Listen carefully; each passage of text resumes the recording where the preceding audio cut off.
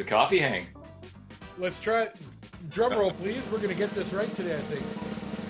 Clang. Oh, we'll see. We'll see what happens. Frank, we don't have our regular cups. Well, there's some exciting stuff coming down the pipe, and or not down the pipe, or maybe before the pipe. But anyways, the cups aren't here. Like, what are you talking about? Because the cups were used for something maybe before this even happened, so it doesn't really matter. It's a very timey-wimey thing. We go back and forth in time sometimes. Right. So, we like to talk to each other and talk to ourselves. So it's fitting, it's fitting that in a crazy, weird, timey-wimey thing, we have this particular guest on this episode of Coffee. Well, you know what? First of all, before you get into the guest situation, do you think that there's potential to bring the mugs back, Frank? Do you think there's potential for other people to maybe get a hold of those mugs in the future? Well, that's potentially be why we don't have the mugs with us right now, is that we might want to be perhaps selling you the mugs. They make wonderful gifts. Welcome. Anyway, we'll get back to you on that for sure. Yeah. All right. Mr. Corin, who do we Right have on. today? I met this guy when he was, I think, 13 or 14 at the American Hotel in Waterdown, playing a Stratocaster. You'll often find him still slinging the Stratocaster many years later. He was a little punk. He sounded great back then. He still sounds great now playing that guitar. We've got Chris Chambers. He's a guitar player, singer, songwriter, producer, performed for over 20 years. As a solo artist, he's released 2 independent records with various singles. He's toured Canada, Europe, parts of the US. He's shared the stage with such artists as Steve Earle, Trooper, Matt Guitar Murphy, Randy Bachman, Teenage Head, Philip Sayas, Tony Springer, Morgan Davis, Matt Schofield, the Georgia Satellites, Sue Foley, and is a regular summer festival circuit. Sue Foley has a Pink Paisleys Telecaster, just going to say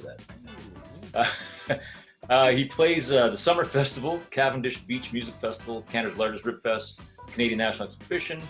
Is a featured artist in Wells, a sideman, performing historical venues like the Great Hall at Hamilton Place, and Ivor Stadium, now known as Tim Horton Field, and Cops Coliseum, now known as First Ontario Place. As a session musician, Chambers has also performed numerous independent releases and worked alongside notable producers such as Tim Tickner and Nick Lagona. Nick Lagona has worked with Police, Deep Purple, Pink Floyd, Tom Jones, the Heavy Cat. We just lost him last year. But anyways, so Heavy Dude is Nick Lagona. We'll talk to Chris about that. Chris has also written and produced music for international ad campaigns for companies such as Volkswagen, something I didn't know. Chris splits his time between performing live and producing music for himself, as well as collaborative projects. He also draws cartoons, and he's often found speaking in the third person. And Chris has also hugged James Burton. I wish I could hug James Burton. I love how that's just like the tail end of it, right? So that's Chris Chambers in a nutshell. A funny guy, I played with him now for probably 10 years. I played with him on guitar, lead fronting a band. I played with him on guitar, just playing guitar in a band. I played with him for almost probably 2 years, every Sunday night at the UG in Toronto with him on bass. So, really got to kind of stretch our legs a bit together in the music world. He does really cool renditions of like his own thing, his own versions of songs. But like I've said before, how I was taught by Bobby Cairns, great guitar player in Edmonton area, that you pay homage to the original, you give it respect, and then you can improvise from there and you can change it. And I think Chris really does that. He does it well. Yeah.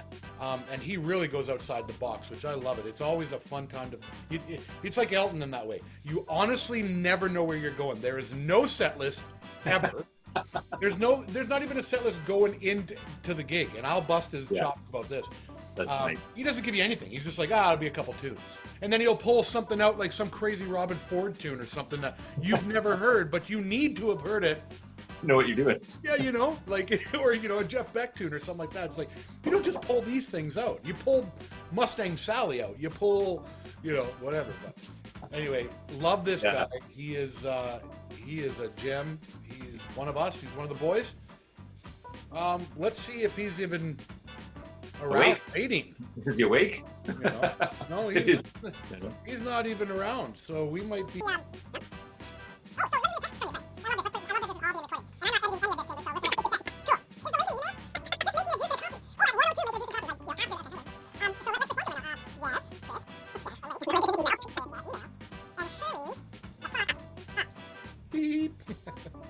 There would be a parental guidance advisory or parental advisory on this one. Oh, yes, for sure. We don't necessarily share the same views and opinions as our guests on Coffee Hang. And this one might not be that good for children. I'm just saying.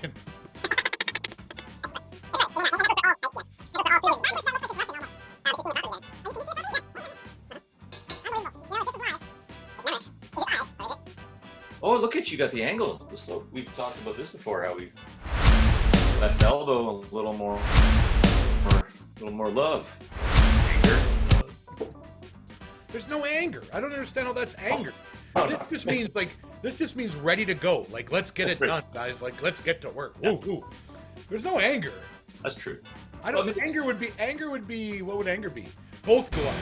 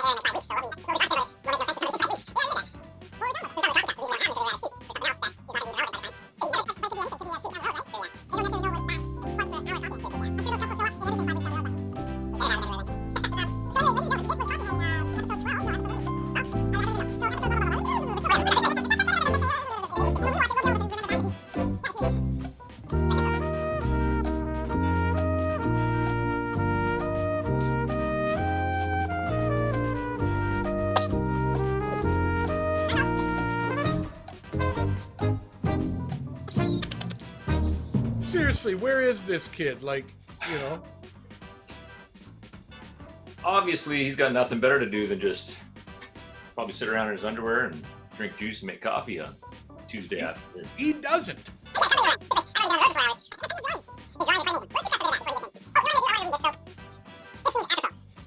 He writes short stories, and I want to read one of them because I really like this one. It's called Life.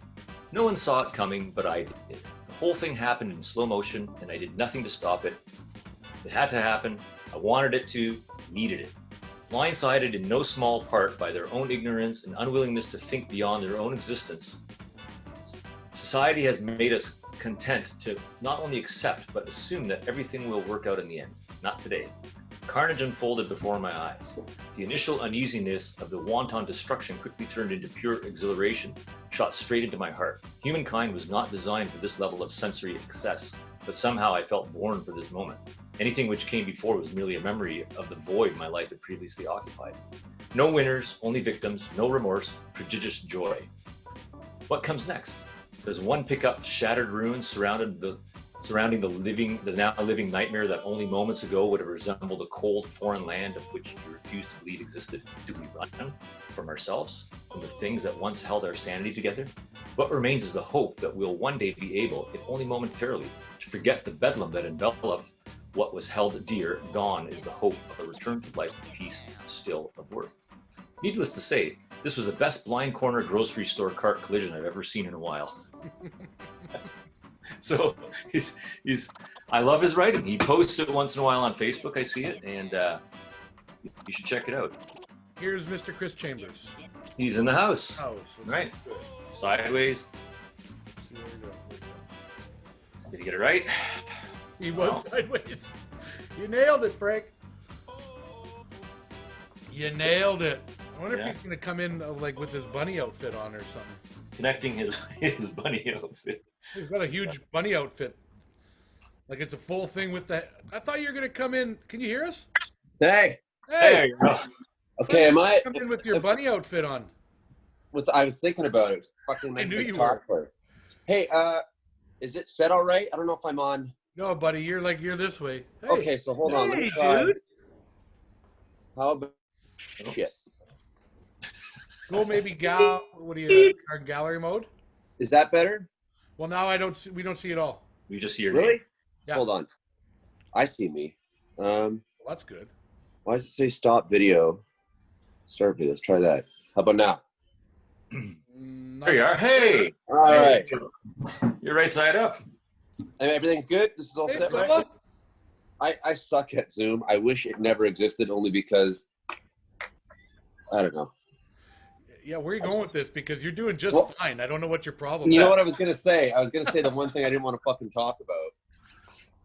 The reason we all know what Zoom is. Yeah. Yeah. Oh yes. Okay. Oh, dude. Hold on. Hey, no. You do you, man. You do Yeah. you. Don't worry. They can't handle it. We already did a parental advisory at this. Yeah.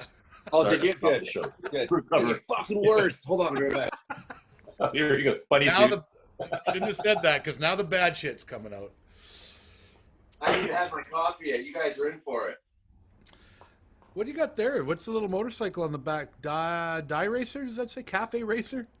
Yeah, man. Well, you remember my bike, right? Oh yeah. Oh yeah. That's the song my bike is, and it's. Here, I'll give you a quick tour once I store this. Yeah, nice, good. Yeah. We need a crib tour. Nobody's ever taken us on a crib tour. You want to see the whole thing? Yeah, do it. Nobody Right. does that. Jake I want Payne to took us on a little tour of his board game wall. Remember that, Frank? Oh yeah. Literally picked up his phone or whatever he was using, and he showed us. Other than that, nobody's ever taken us for a tour. We should make that part of it. It's now like Morning Buzz crib tour. Crib tour. Cribs, yeah. Cribs. More like swimming pool at my place. There we go. Fixed. This is All great. right. This has like been one of the best coffee hangs since. Like Okay. There's that one. These are good. And then I got the handlebar field guide. So if you see a guy on a bike, you can kind of, I don't know how it looks from here. You can see all the different types of handles. There's a Boxer Twin. That's generally the BMWs that had that. Yeah. This is an old piece of art. I forget the guy's name, but an old girlfriend got it for me. And it was, he found hearts. Like if you would see anything that looked like a heart in like nature and stuff, Yeah. he'd go back and photograph it. Move the thing just so there's no reflect. Yeah. There There we we go. Oh yeah, cool. Nice. That. Nice. Now what else? This Sure. is my kitchen table. That's where you make the magic happen, or what? Yeah, something like. No, I'll show you the. There's a Take couple it of guitars. Different kind of magic. There you go. Yeah, nice. Vacuum, broken lamp. Vacuum. Yeah. There's my little balcony and my manly barbecue. All right. And, Let's take the barbecue here. Let's. I've taken up gardening. If you can't see. Oh. Nice. Yeah. Is that the front? Is that the backyard from your place? It's just no. It's just the. I don't have a backyard. This is just out to the street. Okay, so I've only seen your place from the front. Yeah. There's Right. no back, so you're not. And then there's upstairs with a bunch of guitars and shit, and there's downstairs. Right So- on, man. Nice. Yeah. How long have you been in that place again? I think 6 years now. I bought it 6 years ago. Isn't that But right? so Wow. I think 5 or 6 years ago. So it's Wow. nice to have a place to, Call home. work, call home, yeah, all that. So Did you see a squirrel or something? Where like, ooh, look, squirrel. Dude, you know what? There's no squirrels here, but I'll tell you, there's tons and tons of watching. coyotes. Oh, Coyotes and coy wolves, man. They're everywhere around here. And I remember when I used to come home from gigs back when we used to have gigs. Like, remember those days? yeah. Really? Not It would be like 2 or 3 a.m. and I would come around the corner in my survey. This is And last see night these, in our neighborhood. 2 yellow-eyed. Oh, really? Just down the street from me last night. No kidding, eh? Yeah, Yeah. they're not shy, man. If you listen at night, you can hear them getting people's dogs, like, which is really Yeah. fucking terrifying. Touchy subject for me right now, to be honest with you, because we just lost our cat. cat that has been with us for pretty much the entire time we've been in Toronto area. Oh, I'm sorry, man. And talking to the animal services and shit, it's pretty much the conclusion is one of those little bastards. Oh, Yeah. fuckers. So it's what do you expect, right? Like, I mean, us humans retreat into our caves for 2 months or whatever, and then they're like, hey, look at this. Yeah. Yeah. Let's move in, right? Yeah. Weird. Keep your pets safe and indoors. Yeah. And man, I wouldn't even go for Like, I wouldn't even go for a walk in the park without like a big stick or Yeah. like a knife or something like that. Because it's like it's never just one, right? Yeah, sure. It's like Jurassic Park, right? It's the Velociraptors. Like you see one, Blue. but you're getting eyeballed everywhere. you gotta be careful in my neighborhood. There is a guy that walks around with a knife, and they had a whole 4-hour standoff with the police about a week ago. With sniper rifles. It's Dundurn and King Street, man. Sniper got 2 cops with like AR-15s, Like in prone position across the street with him in crosshairs. Like Frank sent me the picture. I'm like, whoa, that's military stuff right there. For a knife, eh? Well, he was. Oh yeah, you told us. Oh, it was one of those. He was cutting himself, and then Ed asked me how's he doing. I think I said, well, I know he went into custody, and I said he's probably getting treatment. And then yesterday Kim was deadheading the roses, and he was walking up these street adjacent to ours, yelling about jumping off a bridge. So apparently he's released. Well, a buddy of mine a few weeks ago. So there was a shooting in town.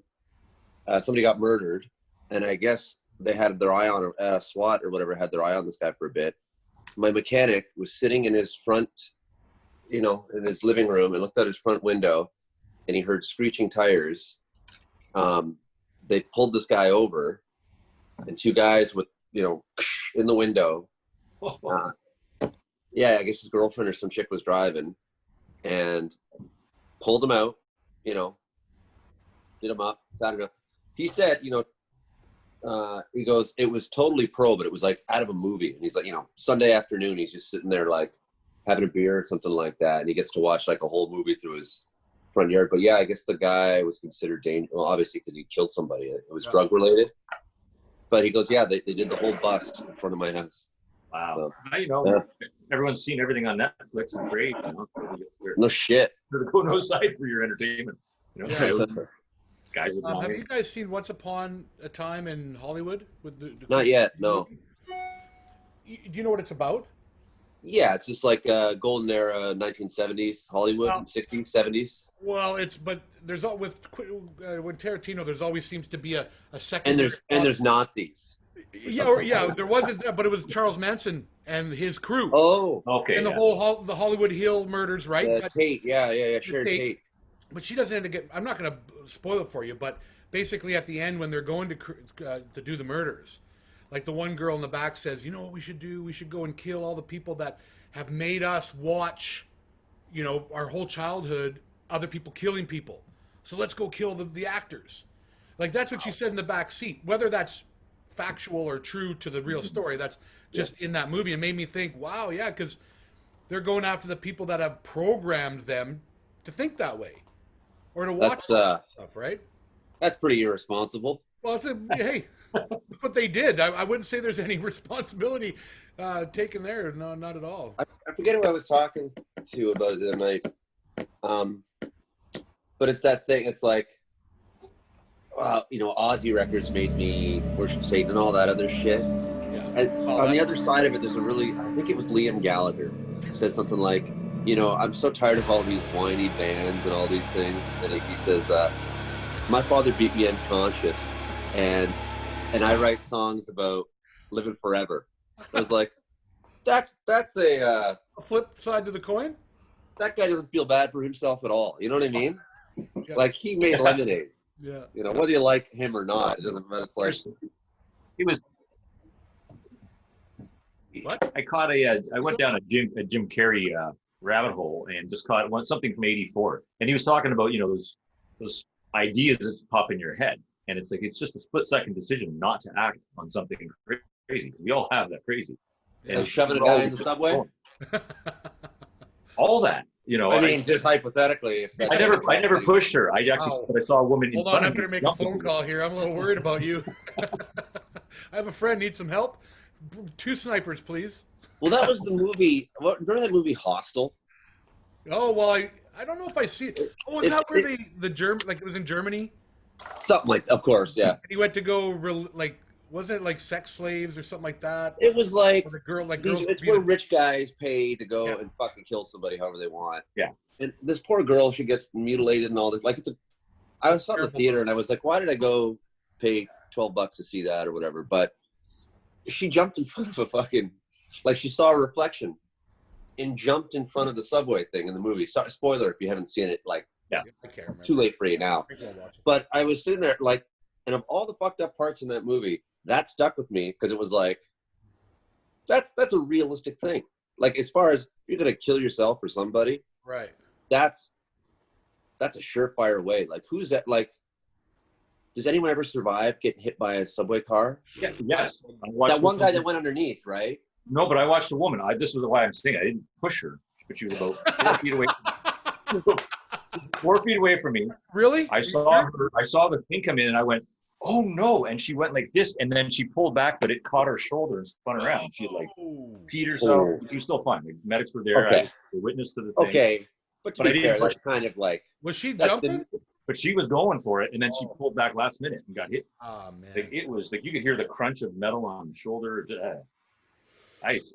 You know, you just. Yeah, that's like the Mickey Mouse of getting hit by a subway car. Yeah, but we all agree on that. Like, since I'm talking then, a direct hit. What are you trying to say here? You know that yellow line? It's a slight clip. You know that yellow line? I've stayed well behind that yellow line since that point. So. I don't even, even before, I always got uneasy there because I'm like, there's so many fucking weirdos. Like, this is the shit that goes through my head, and I'm never going to do it. Yeah. As far as I know, I'm never going to do any of that stuff. Not yet. You're just planning it out. I'm just kind of working it out. If you know what I mean? You need some time to work your plan out, buddy. You go into a session, you got a few ideas here and there. You know what I mean? It's Chris Chambers, Chris Chambers. Address? Yeah. All right, boys, let's start recording. Hey, listen. Too late, pal. Hey, I got a very special present for you. Uh-oh. And this, this is pretty special. Oh, I didn't even know this was happening. I just Surprise! Hi, guys. Hey. How's it going? We thought nothing. We're just talking about murder. Oh, perfect. Yeah, straight up his alley. I gotta go. Ironically, Chambers. So I'm at my parents' house watering their flowers, and the radio's blasting inside. They're not here. Radio's blasting, and Michael Bolton was on the radio, and I think about you when I hear Michael Bolton. Take that however you will. Okay, let's explain. I'm going to explain this before I look like a complete nerd. First of all, if you ever see the Michael Bolton Lonely Island thing, have you ever seen that? Or that band, the Andy Samberg band, The Lonely Island. They do a song, and they're like, "Man, we got Michael Bolton to sing on our new song," and they frame it. He opens up with, you should probably just insert this into the clip or whatever when it's edited, but he's like, "Yeah, I've been watching Pirates of the Caribbean all day, but I wrote you this big sexy hook." And every chorus they shoot over to Michael Bolton, he's just singing about Pirates of the Caribbean. It's the most fucking it's just ridiculous. And it's one of my favorite things ever. And I've had just this undying. It's written. It's great, really well. It's great. so over the top. What show is this though? It's just a music video for the Lonely Island. They put out records. They're like SNL guys and stuff like that. Okay, gotcha. And they do a music video, and then by the end of it, he's dressed up as Jack Sparrow, and it's hilarious. It's outstanding, but it's so out there. It's a great song. It's a killer hook. Michael Bolton sings amazing. Yeah, right. Is it the on a boat guys like that? Yeah, same guys. Okay. Yeah. Oh, Ed, what was that birthday thing? To the ground. Remember that? Shema? What? Which one? Remember the birthday thing that when we were out doing Neil Diamond, like to the ground, birthday cake, to the ground. Oh, it's those guys. Yeah. Oh, I can't remember that though, but yeah, I know who you're talking about. Yeah. Chamber. Yeah, I thought that was it would be a pretty good little invite because nobody can bust your chops better than this girl right down here, eh? Many have tried. I love In my it. defense, I didn't know Truman was getting on here either. So Nice. This feels like an episode of This Is Your Life. Are you gonna? Well, actually, is my mom gonna be a walk-on next, or my fucking uncle, or something like that? Oh, no, this is not really that. Remember when you pissed yourself or something? I don't know. This is more of an intervention, to be honest with you. Oh, that makes sense. Chris, I just want to take the time here. I'll start, guys.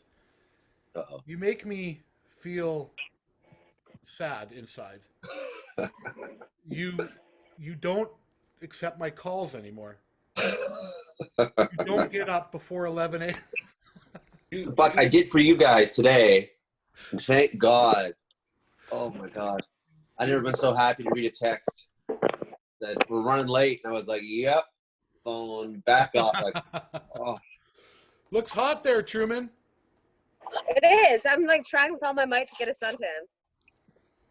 What do you got? Give us a question for Chris Chambers. Oh no. Okay. No, Chambers, when are you getting your hair cut? But no, I Soon. want to direct this more at Frank.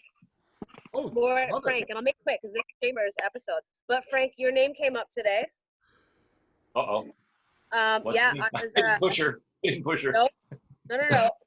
Talking to someone that we all know well, a sound guy, and he was saying, he goes, that Frank Gorin, that guy's picture is on more 13-year-old girls' wall than you would ever believe. I'm like, well, Frank's cool, but like, what the fuzz?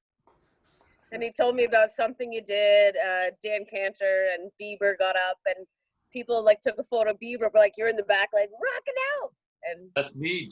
Jesse O'Brien's in the crowd as well. Frank, the 12-year-old Frank. That was me without the beard. Yeah, it was the beard. That was. Now it all makes sense. I thought I was off the hook for all the subway talk for a second there. Oh no, we're coming right back It was around to that. It was a fun gig. We rehearsed 3 months every Sunday to learn Baby, which is not a really difficult song, but we learned it. We got paid for the rehearsal, so it was fine. And made the song, and all the TMZ cameras were there, and as soon as he was done, he was gone. But him and his mom were at the wedding for the whole, right from the beginning of it, big horror dance part. And then Cantor got up, played a couple tunes, and then Beebs got up to sing a tune, and off he went. He was like 17 at the time. Thanked the band, which was nice. I think he never played without plexiglass around a drummer. So Lapsley was hitting as hard as possible at that point. But yeah, that was the Beebs gig. He was the biggest star at the time when we played. It's like playing with Elvis. yeah. Awesome. That's a stretch. It's a big stretch. Thank you for saying that. I'm glad you did. Remember, Guys. we do not always agree with our guests' opinions. I'll let you guys go. Okay. I'll let you do your thing with Truman, Chambers. thanks for coming in. Yeah, but you asked me to ask Chambers a question. Oh no. So I will, and then I'll skedaddle. Please make it a good one. Come on. There it is. Well, Chambers, when you play live, which you do very well, do you love playing Everybody Wants to Rule the World? I do. I know everybody kind of expects to hear it, but I do enjoy it. I think it's a great song. So yes, I was waiting for the left hook there somewhere. I was waiting for like some bizarro question, but no, absolutely. I like all the songs I play. That's why I don't find myself as terribly burned out as I maybe should be, like prior to all this shit. But yeah, okay. I only play shit that I like. Okay, bye guys. Do your thing. Bye. Chambers, plug your sketches. Plug your sketches. Oh, we will. We already did for. Good. Bye. See you, Ruben. Ciao, ciao. There was a guitar instructor in the music school I went to back in Alberta named Bobby Cairns.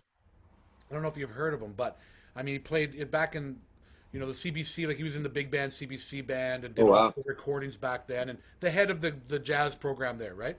Right. Anyway, he said I was in his guitar ensemble as a drummer and bass player, and all the guitar players would come and take turns and sit in, and we would be their backing band, right? And we would just listen to this guy talk, and I remember him saying the number one thing I took from music school that I still remember today is that pay respect to the original tune, and once you've done that, then you can improvise, not the other way around. And all the tunes, like I've been doing these tunes with you, that tune we talked about, Little Red Corvette, and the Robin Ford tune, and then all these obscure tunes. you've always paid respect to the original, and then Thank you. we've always gone off and took this left turn or right turn, which I frickin' love. That's tons of fun. Hats off, buddy. I Thanks, really buddy. love playing with you. And you know, when she mentioned that about the song, it's like, yeah, that is an absolute awesome song. And it's funny, because drummers love and hate that song, right? Because it's like one of the like most dense recorded drum tracks ever, right? Like all the shit going One of the on. hardest grooves to knock off. Yeah, oh, absolutely. Nobody does I've it never right. met a drummer who said it wasn't, and it's awesome, and it's very specific too, right? It's a very specific thing, which is cool because like I just love the tune, but you know when you start talking to like like people on other instruments regarding the parts in it and stuff like that, that tune is like a resounding like, fuck, I got to sit down and I got to brush up on that before we do it kind of thing. Every time. Yeah, every part of that song is fantastic. Oh, it's great. It's great. The drummer, the feel, it just feels like a regular shuffle, right? But where you lay that, where you lay that, you feel it here, but it's got to shift over a little bit, or it just doesn't feel like it doesn't fit properly. When it's not working, everybody knows. Yeah, and once you're in, you can't change it. Yeah. You can't change that groove on the fly. It's not one of those ones you're like, oh, sorry, boys, here, we'll just fix it up here. Yeah. Buckle in. This is how we're playing it for the next 3.5 to 4 minutes. See at the miserable end of this shit. Oh, to just even have those moments now would be great. Oh my God, I'd give anything to fucking shit the bed in front of a crowd of people right now. Fuck. We got our first 2 gigs on the books, Chambers. Get out when? For the Country Legends tribute thing, August 2nd. Are they outdoor? Yeah, at the Barrie Drive-In Theater. And then the same night, we finish that show, and then we pack up, and we go and drive to Lindsay, Ontario, and play their drive-in theater. So 3 o'clock in the afternoon, and then a nighttime set. No other gig on the books. I can't see it, like nothing, except 2 in one day. It's like, what? I had that happen. I did two driveway parties in one day, and that was it. Well, what did you like? So how's COVID been going for you? Let's dive into that and tell us about the driveway parties. Well, okay. Well, Chris Hawley. Yeah, we all know Chris Hawley. He lives now like 3 minutes from me. So as you can tell, productivity has been on a decline, and alcoholism has been on a steady incline in the last year or two. But he has a bunch. He lives in a cul-de-sac. And he's got a few healthcare workers, and I've got 4 different healthcare workers on my street alone. So he decided to start doing a thing in his driveway, just playing. So he would start after their shifts, so like 4:30. And so I popped in for one, and all the neighbors are out, and everybody's sitting out, spaced out in their driveways and in the middle of the road with their coolers and with their with everything. Yeah. And it's great. I mean, there's nothing glamorous. It's not the hippest gig going, that's for sure. But it's tons of fun, and you get to know everybody. And people are bringing beers. Oh, they're cooking for you and stuff. Like it really is like old world community stuff. It's very cool. So I've been doing that when I can, and when he tries to do every week, but he'll miss a few here and there, and it's great for me. So like we just hop in the car and. Like I could walk over. I'm lazy, so I won't. But I could. I could walk. You got to ride your bike over though with the shade. Well, I took it. It's off the your road. back. I've been thinking about getting a bicycle, just because I feel like that might be in the interest of my own health. I guess I haven't had a bike I had a motorcycle for years, but I haven't had a bicycle in decades. You got some great trails up by your place too. Tons, yeah, man.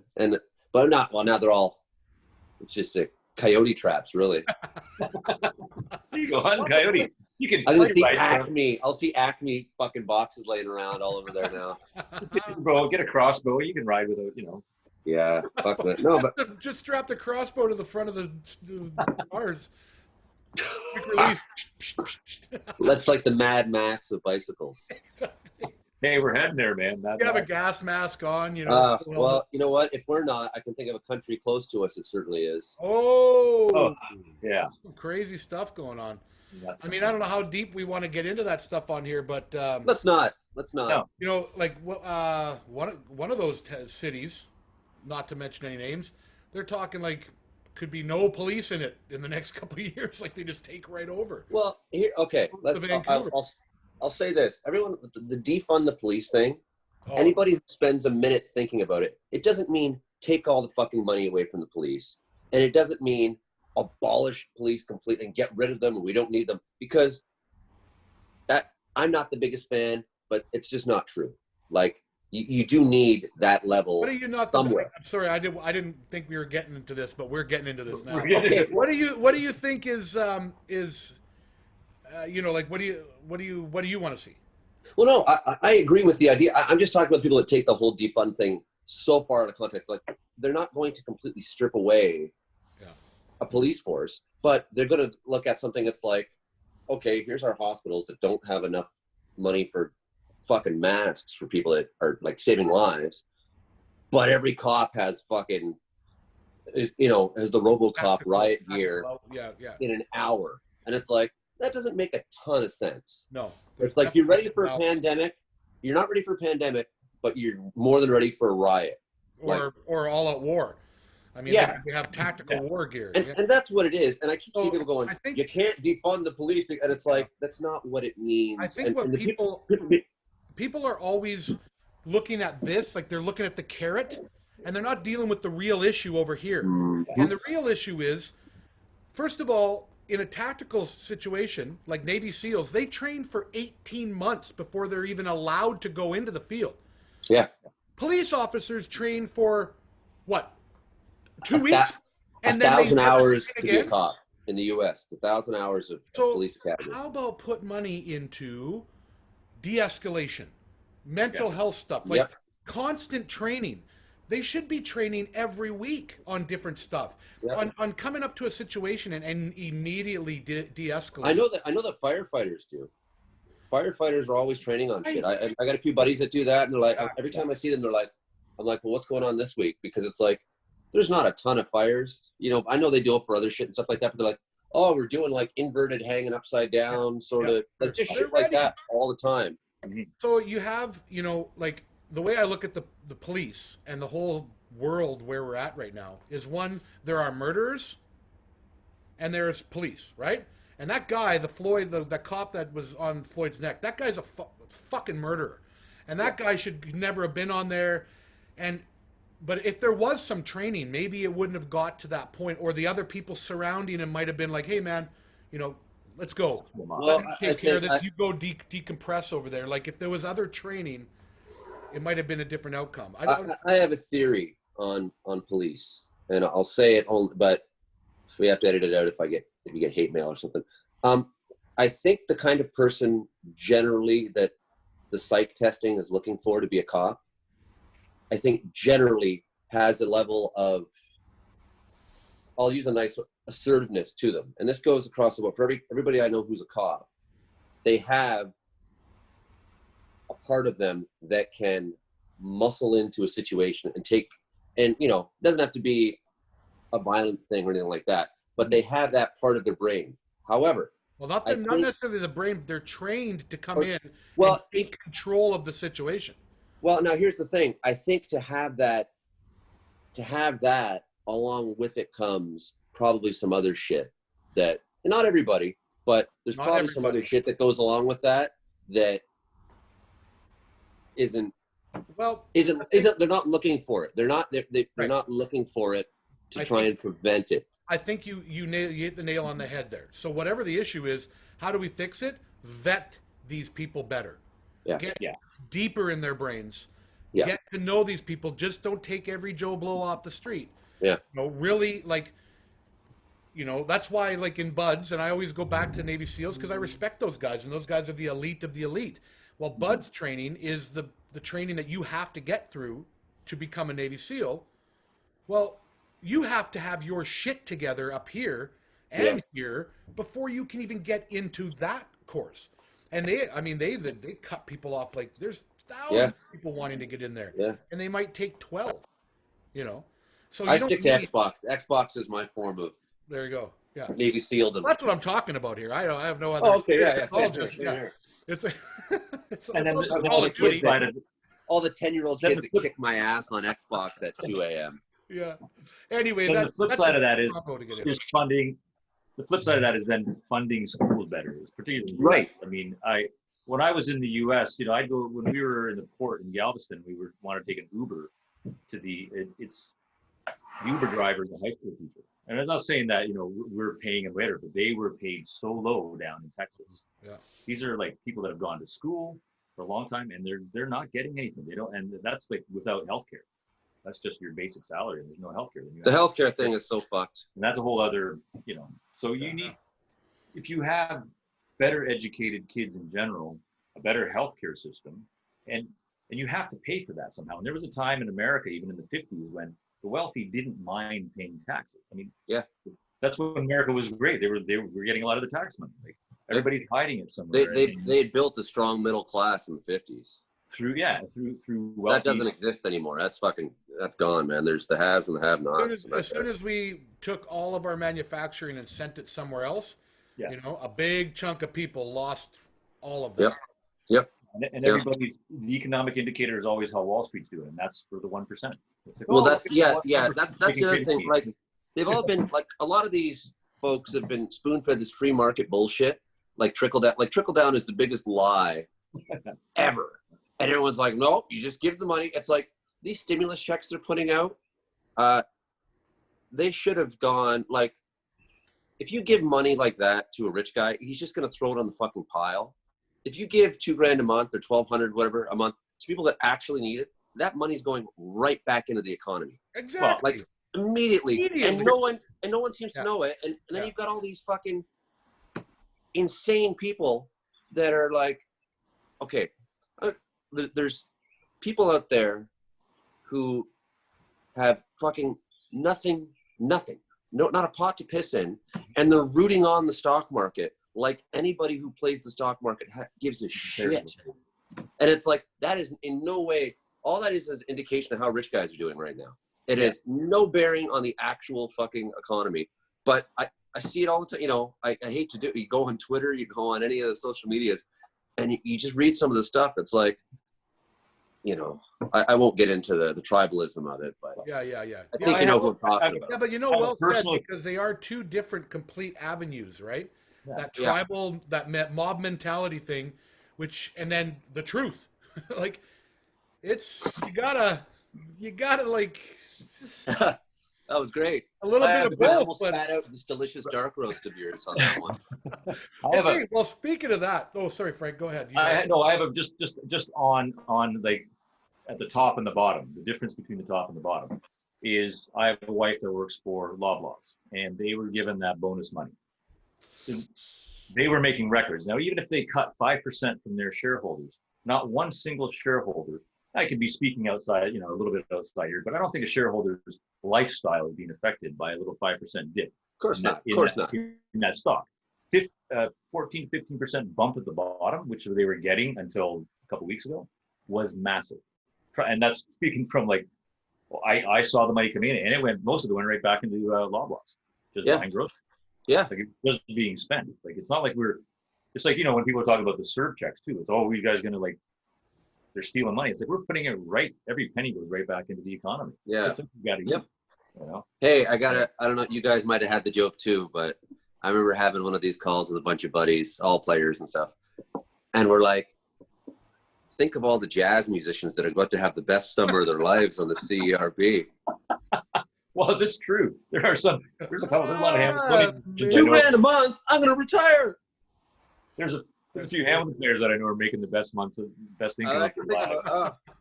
It's more than two, Frank. I just don't want to, anyway. Hey, you think this coffee's cheap?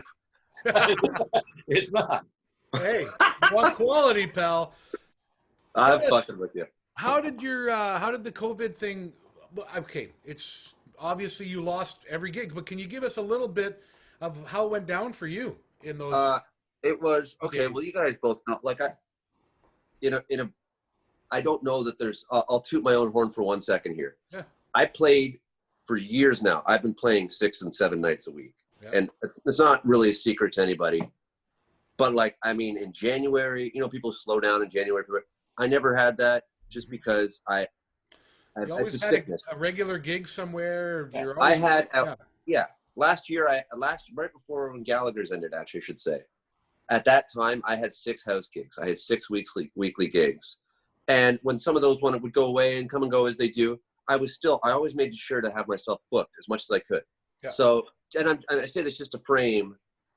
So I went from that and the utter, insanity of that kind of a schedule to nothing. Yeah.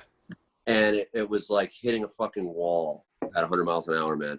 So I had a few moments of, like, to me, losing my fucking sense of self and identity in the whole thing, going, this is what I do. This is all I know. Yeah. And, for years and years. And now nothing.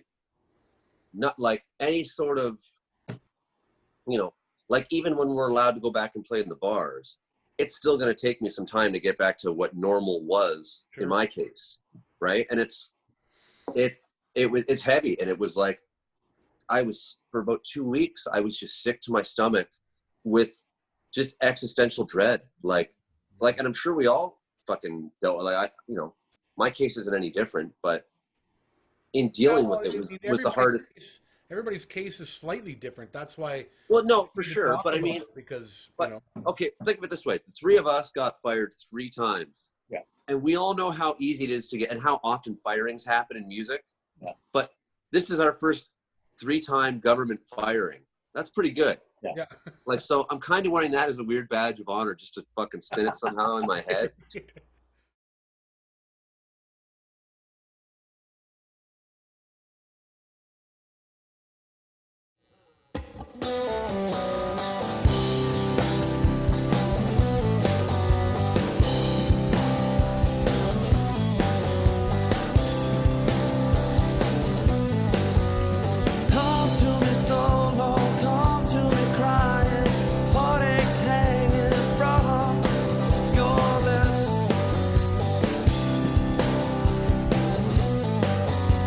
Trying to hide and no use in fighting.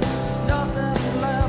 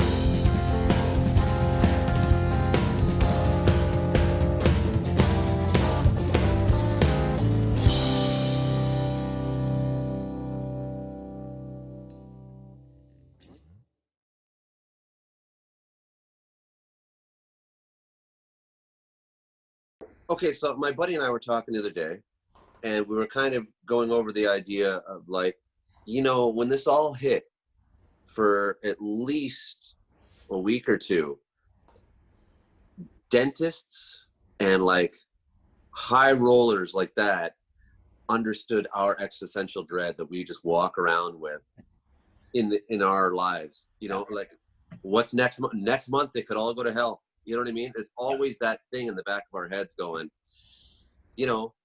don't get. And I think that's why we all work so hard, is because it's like save for the rainy day or the rainy months, as it turns out. Yeah. But it's like, and we were just kind of enjoying, just for a minute, like, fucking dentists. What do they know about being, scared of losing? What do they know about losing money like us?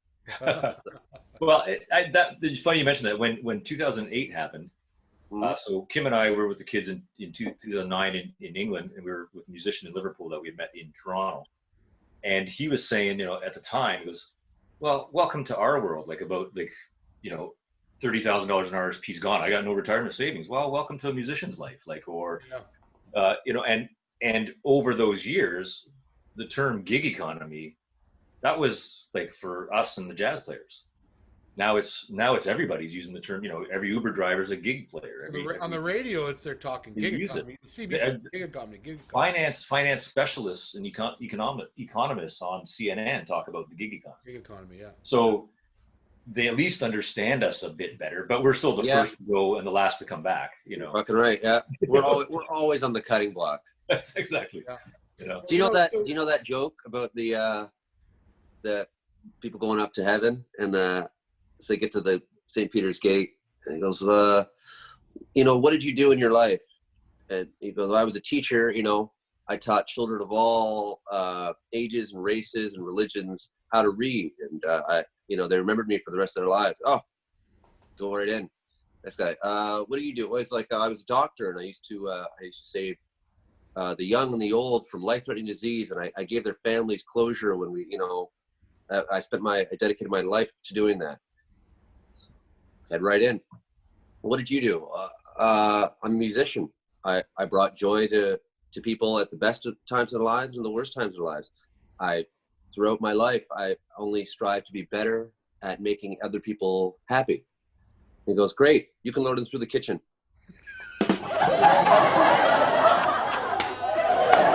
You're kidding me. That is awesome. Oh, I love that joke, man. Said, sir. I have my favorite loading through a kitchen story.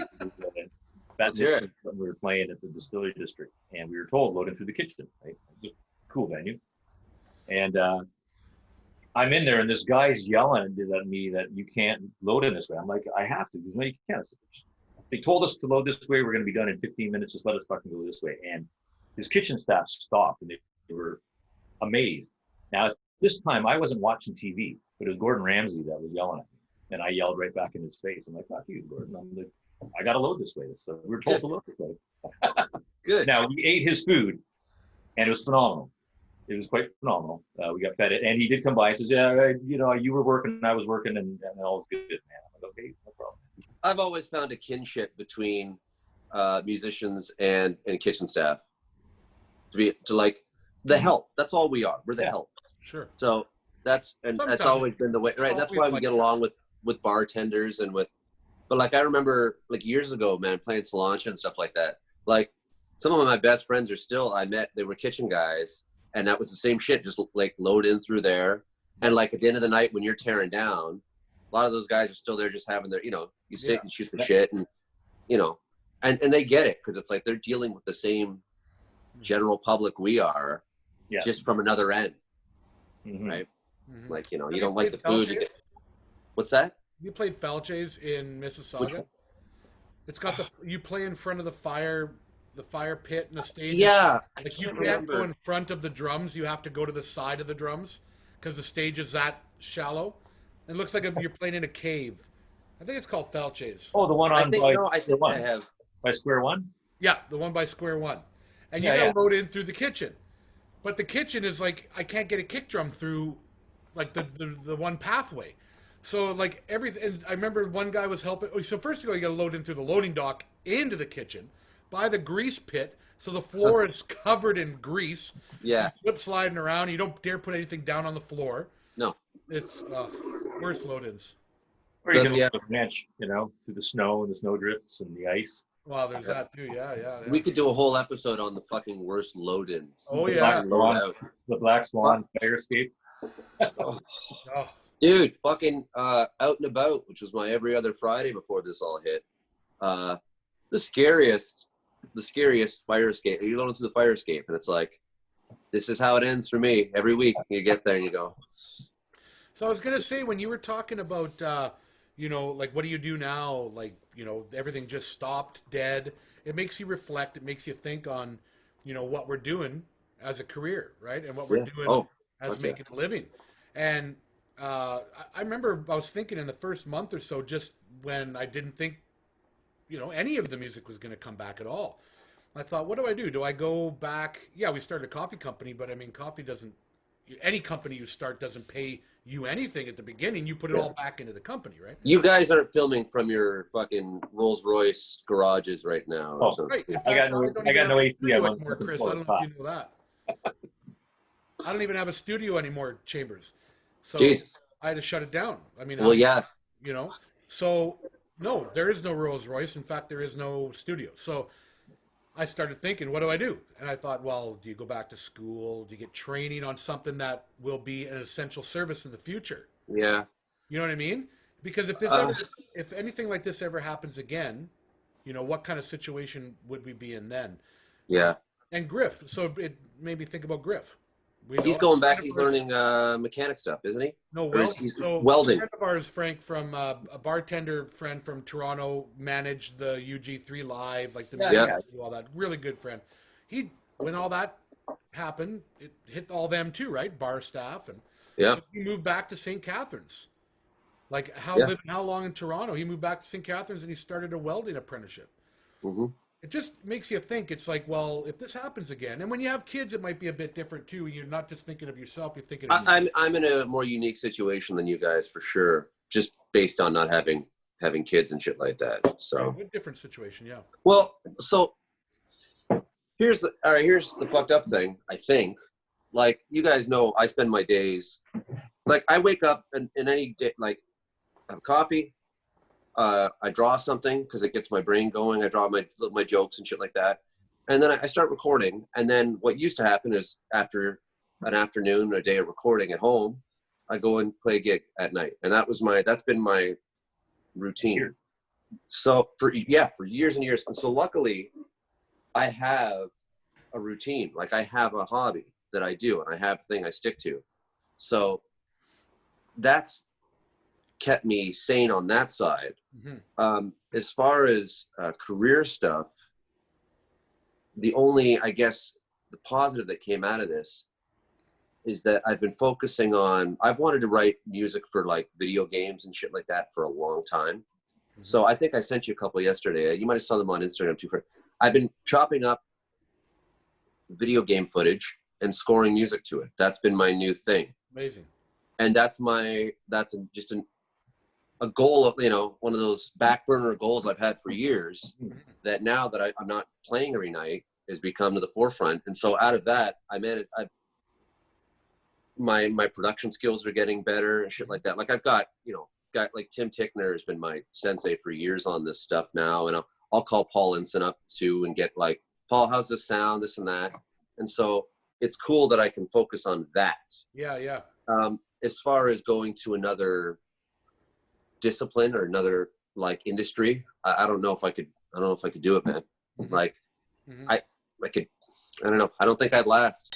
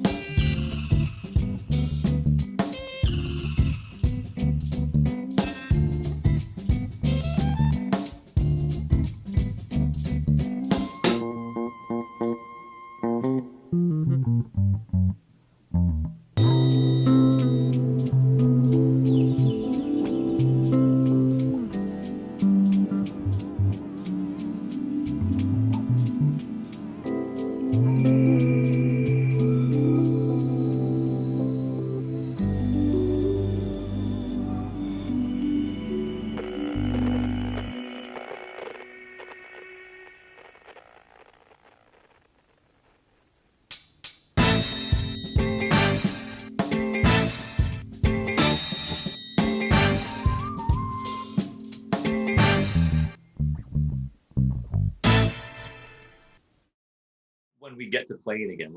How are you seeing? Fuck, man. It's weird. Like, I just want to play at this point. My biggest kind of concern is how many places are going to be left for guys like me, right? Mm-hmm. And as always, and I made a little post about it on social media, but like all the guys undercutting us, they've been undercutting us forever. Mm-hmm. I hope they can all just fuck off and die, to be honest, like, to put it nicely. Because it's like, go ahead, finish that. I just thought. Well, no, I'm just, it was bad enough when there was work and those guys didn't really matter so much. It was like, oh, they're playing for fucking beer and $100 for a 5-piece band and they play once a month. You know what I mean? Like that. It's like, you know, that's shitty. But it didn't matter to us because we were working. We're still working. They weren't. Yeah, exactly. And now that nobody's fucking working, if those guys, you know, and I would always, I wouldn't say boo about it before, but if it comes to that nowadays, it's like, I will happily call somebody out publicly and say, you have no business fucking doing this. Like, a career and a job to making paying your bills. This is our cheddar. Yeah. Yeah. Yeah.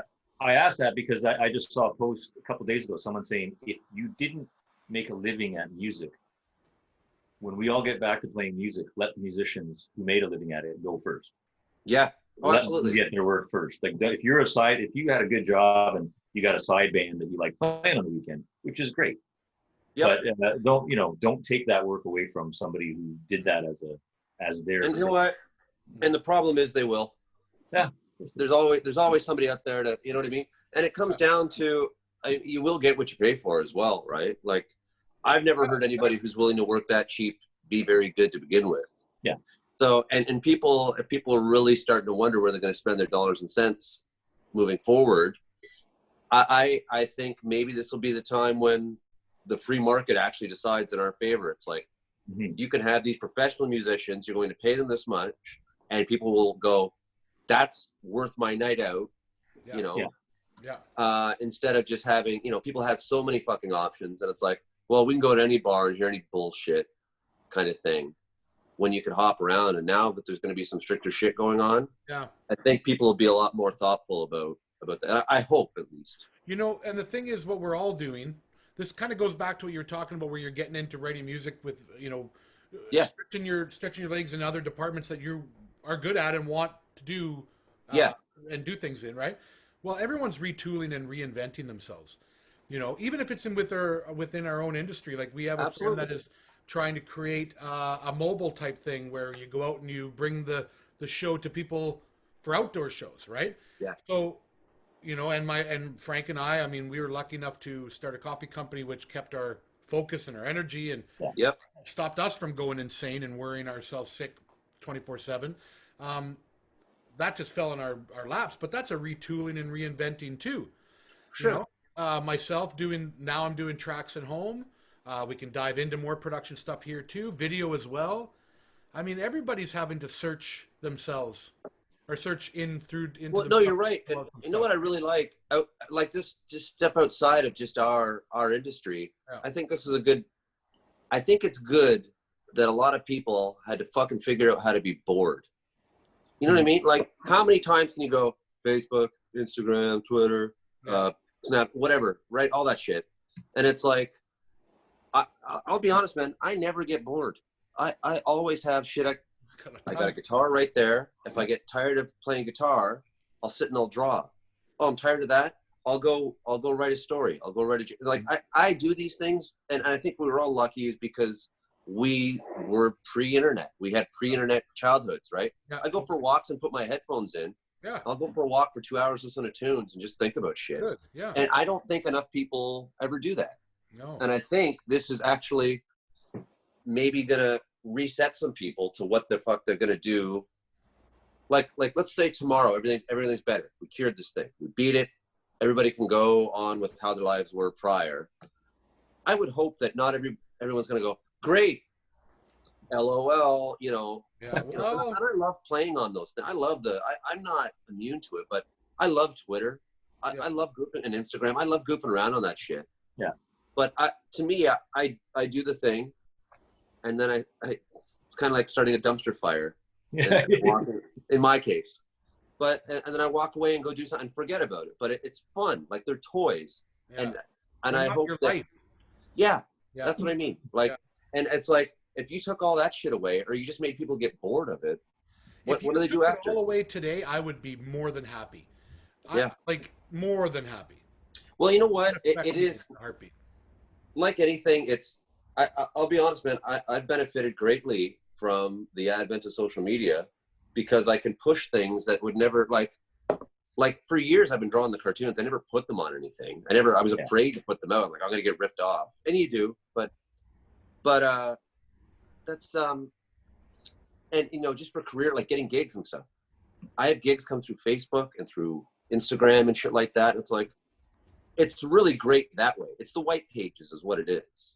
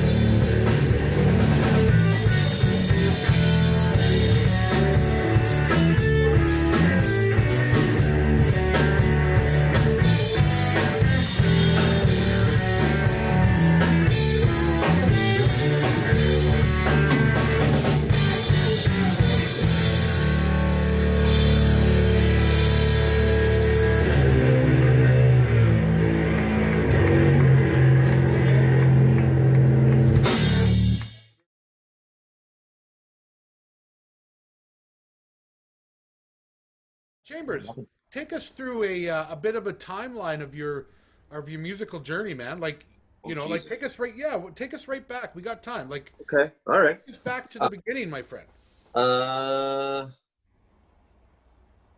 Shit. Where do we start?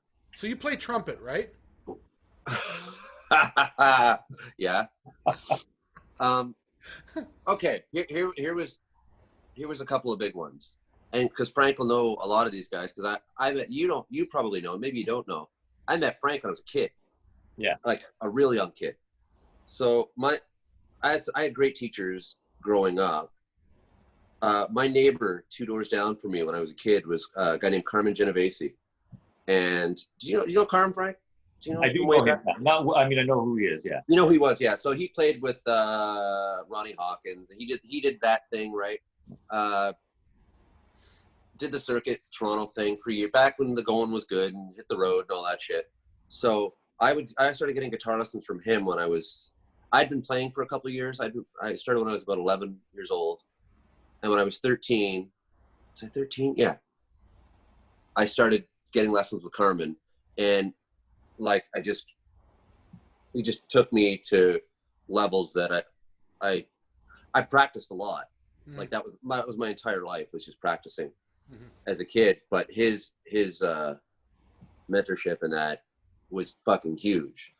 So my dad, one of the guys he worked with at the city, Pete McFarland, who we lost a couple of years ago, he was playing in a band at the American House, and they would do a jam night on Thursdays, one Thursday a month, and like heavy hitters, like everybody came out. Like it was like all those old school guys of like Carmen's generation. Frank would be Frank's younger than these guys.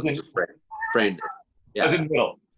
Frank was the young guy there, and this is 20 plus years ago now. So I got to hang with like all the Crowbar guys. I got to hang with all like heavy duty guitar players as a kid, and the cool thing is they would show me. They would say like, "Don't do that. Don't do that." I would watch one guy go this and that. You know, I was always picking. So I was spoiled rotten as far as childhood, like the level of, you know, you must be this tall of a guitar player to ride kind of thing. Like I remember I still remember. I don't know if I've told you this, Frank. I remember the first time I saw Frank at the gig.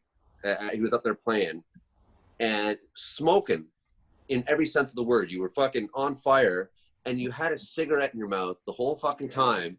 And I was equally fascinated. I'm like, he hasn't even ashed that. Like, I just watched this fucking cigarette burn the whole while you're playing. And I don't recall if I've ever told you that. But that's been with me. That's a childhood memory of mine for like years and years and years. So when I first went to this thing, I was 12 years old. So yeah, I would have been 12. I was just turning 13 in a couple months. And I was like, and it was an old school where you could still smoke. It was fucking Peanuts, like before Peanuts killed everybody. That's the guitar. And there's the burn. I see it. But you could, like, I went there and I just got like boot camp of like, you want to be not, you know, it's not, do you want to play? It wasn't studying. It was like, it was doing. It was just thrown in the deep end. Yeah. And it was great. And if I wasn't bringing anything to the game, like the cane came out, you know what I mean? Like, and I got cut a bit of slack being, I was a fucking kid, but they would still tell me, Sonny would tell me shit, Sonny Bernardi and fucking Terry Brenner, all these guys. Eastman had no problem telling anybody. He still does. I know. You know, Frank and I talk about this, how Harrison Kennedy told Frank one time, and I'll remember this till the day I die, how more people should be harder on these young kids so that they come up not soft, like good players. Right. You know? If you're doing something wrong, be told you're doing it wrong. Don't beat around the bush. If you're doing something good, praise that, right? Yeah, and a lot of people like, I love it personally, and maybe it's just from that my whole life. That's what it's been like. You're fucking up. Stop fucking up. Yeah. You don't got to be mean about it. Just get to the point. No. Just be. And I do. There are people that don't know how to do it without being mean as well. Yeah, right. That's a problem. That's a problem. Yeah, you're right. But yeah. So I had all of these guys as a really young kid, and then it became a matter of well, this is what I'm going to do with the rest of my life. And I knew that. My teachers knew it.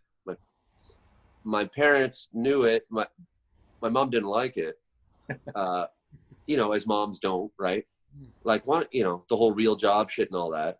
But I will say about my parents, whether they supported it or not at any given time, they did make me treat it like a job. Like, you want to play guitar, you're going to get out there and you're going to work 8 nights a week and you're going to bust your ass and you're going to apply yourself. So as much discouragement as there might have been at times here and there from family members, there was always an underlining, like, just don't fuck this up, kind of thing. So, and then, you know, high school, I was starting bands, and the hard part was sometimes in, like, being younger, was finding people interested in the same, like, I was playing blues, I was listening to blues as a preteen and as a teenager, and it was like, this was during, like, Soundgarden and shit like that, right? Well, your it was friends all were into Boys to Men and stuff like that, so I mean, there was no connection, right? Yeah. right. That's where I ended up eventually, but those fuckers can sing, man. Oh yeah. So then it just became a matter of, like, you know, I would go out and I would just meet everybody I could.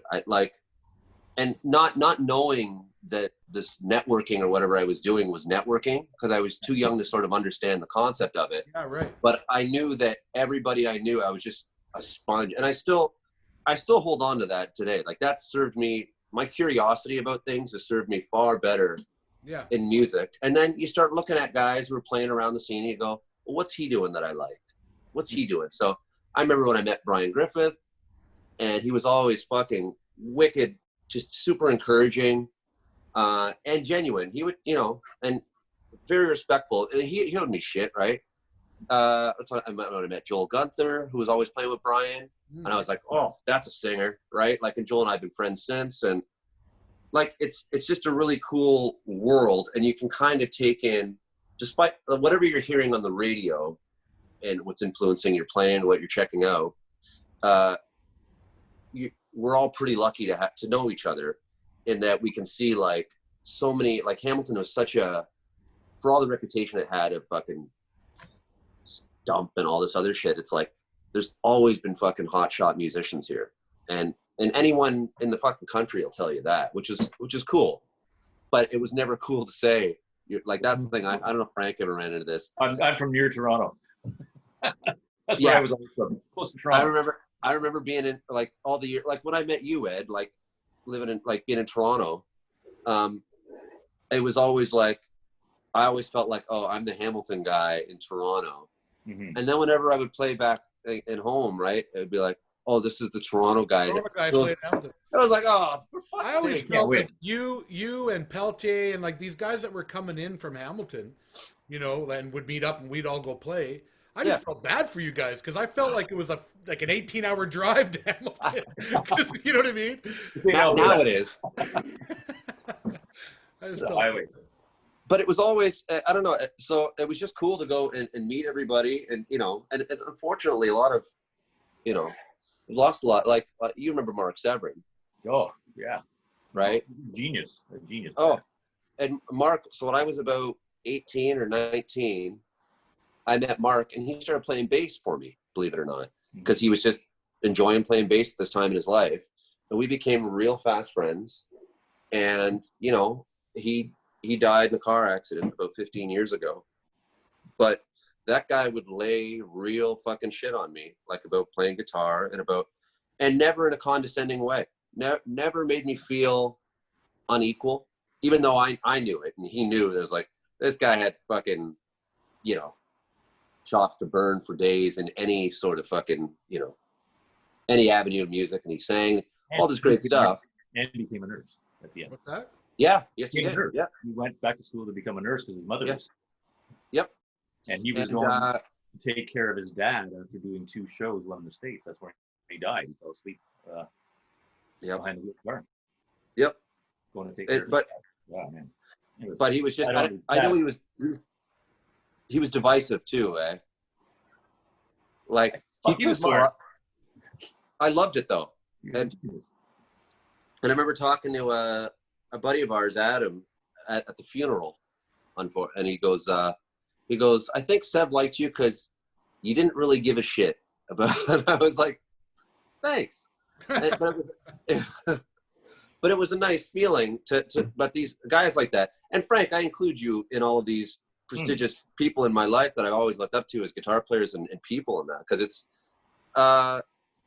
it's a really fortunate thing we have to be able to play music, but we get to, all right, here's at Mark's funeral, not to dwell on the dark side too much, but there were people there worth billions of dollars, and there were people there with like 6 teeth in their head.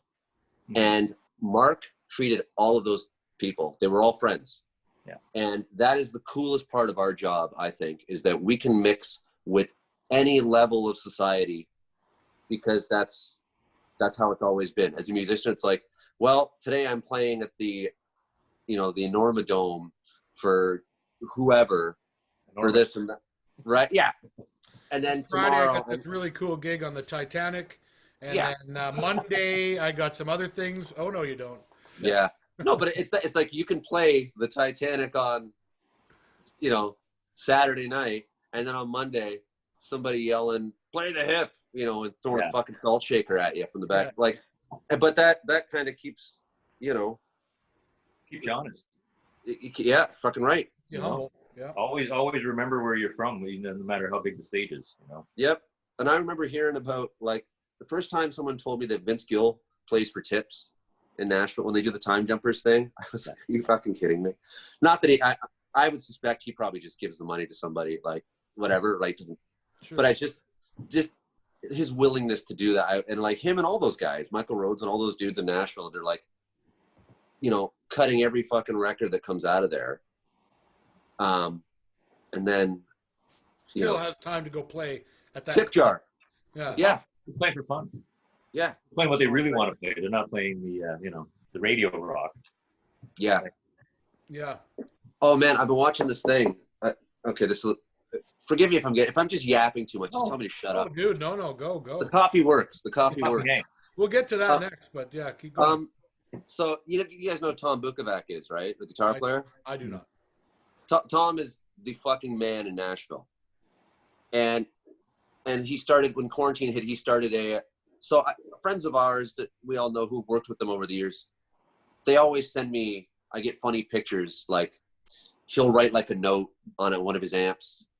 Like, I forget, something said like, "Don't blow up my speaker. You can use my amp, but don't blow up my speakers with your stupid little fucking octave pedal," or something. Like, he'll leave that on an amp knowing like another band's coming in or a session, right? And he's just kind of like he reminds me of Mark Severn. Yeah. And so I've been watching his YouTube page, and it's fucking awesome because it's just like sage wisdom of a guy who's climbed the fucking top of the mountain, right? Mm-hmm. So he's telling stories about doing sessions.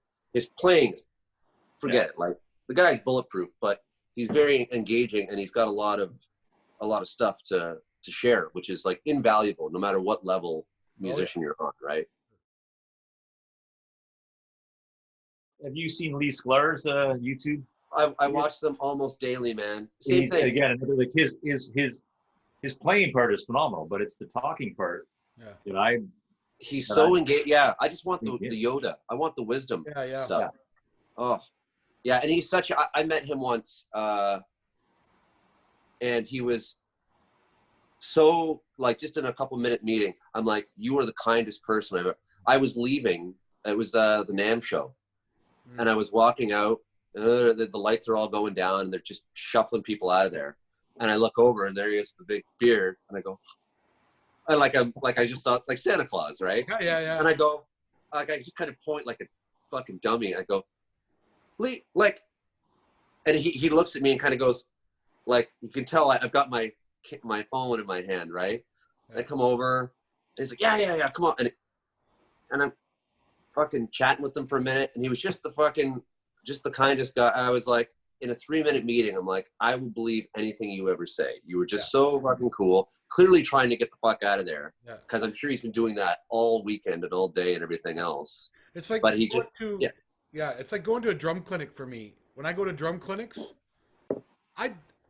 the playing, I'm done in like 2 minutes. I'm like, okay, great. I love your playing. That's awesome. But now can you just talk and tell me how you're thinking when you're playing or Mm-hmm. what you think about, or just, I enjoy that part of any clinic. I've gone to guitar clinics and just listened to people that are just been there and done that. You know, the pros of pros. I don't think the instrument matters at all. I think it's, No. are you a good musician? Yeah, for sure. You can take something. Like the instrument gets out of your, at some point, the instrument should just be out of your way. Yeah. Yeah. Yeah, so I don't know. Yeah. Mm-hmm. Not to get too Philosophical. philosophical about the, like I got a guitar. I still go get guitar lessons with anybody who will let me. And a couple of years ago for my birthday, I went and got one. I went down to New York by myself and got a lesson with Wayne Krantz, who is one of my favorite guitar players. And pardon me? How was that? Well, it was, I went in not looking to, it's like, I can't play like him. Like, Mm-hmm. I'm so inspired by his playing, Mhm. but that guy's got he's so ridiculously good. Mhm. So it's the same thing. I just wanted I go, what are you thinking about this? And I would just kind of give him examples. It's like, here's what I do.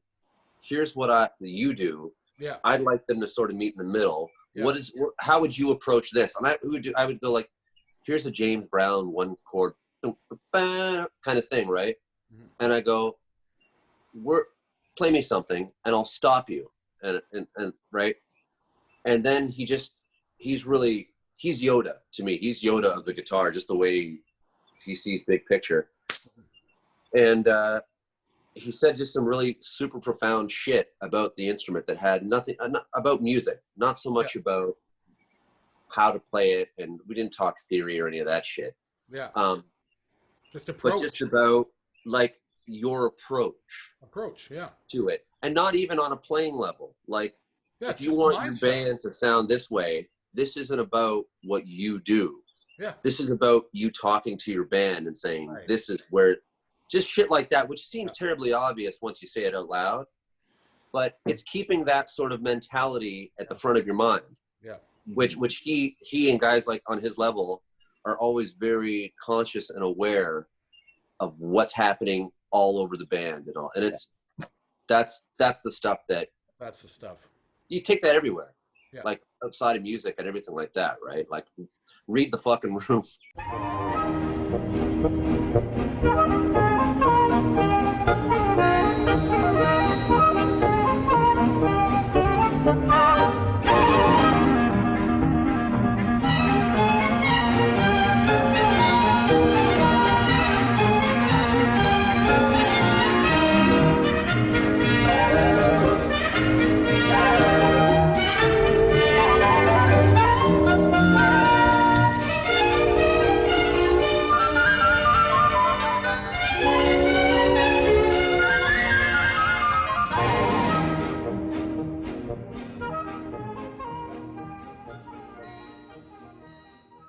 Robin Ford story that I wanted to say, because it was all the grizzled veterans, including Chris Chambers.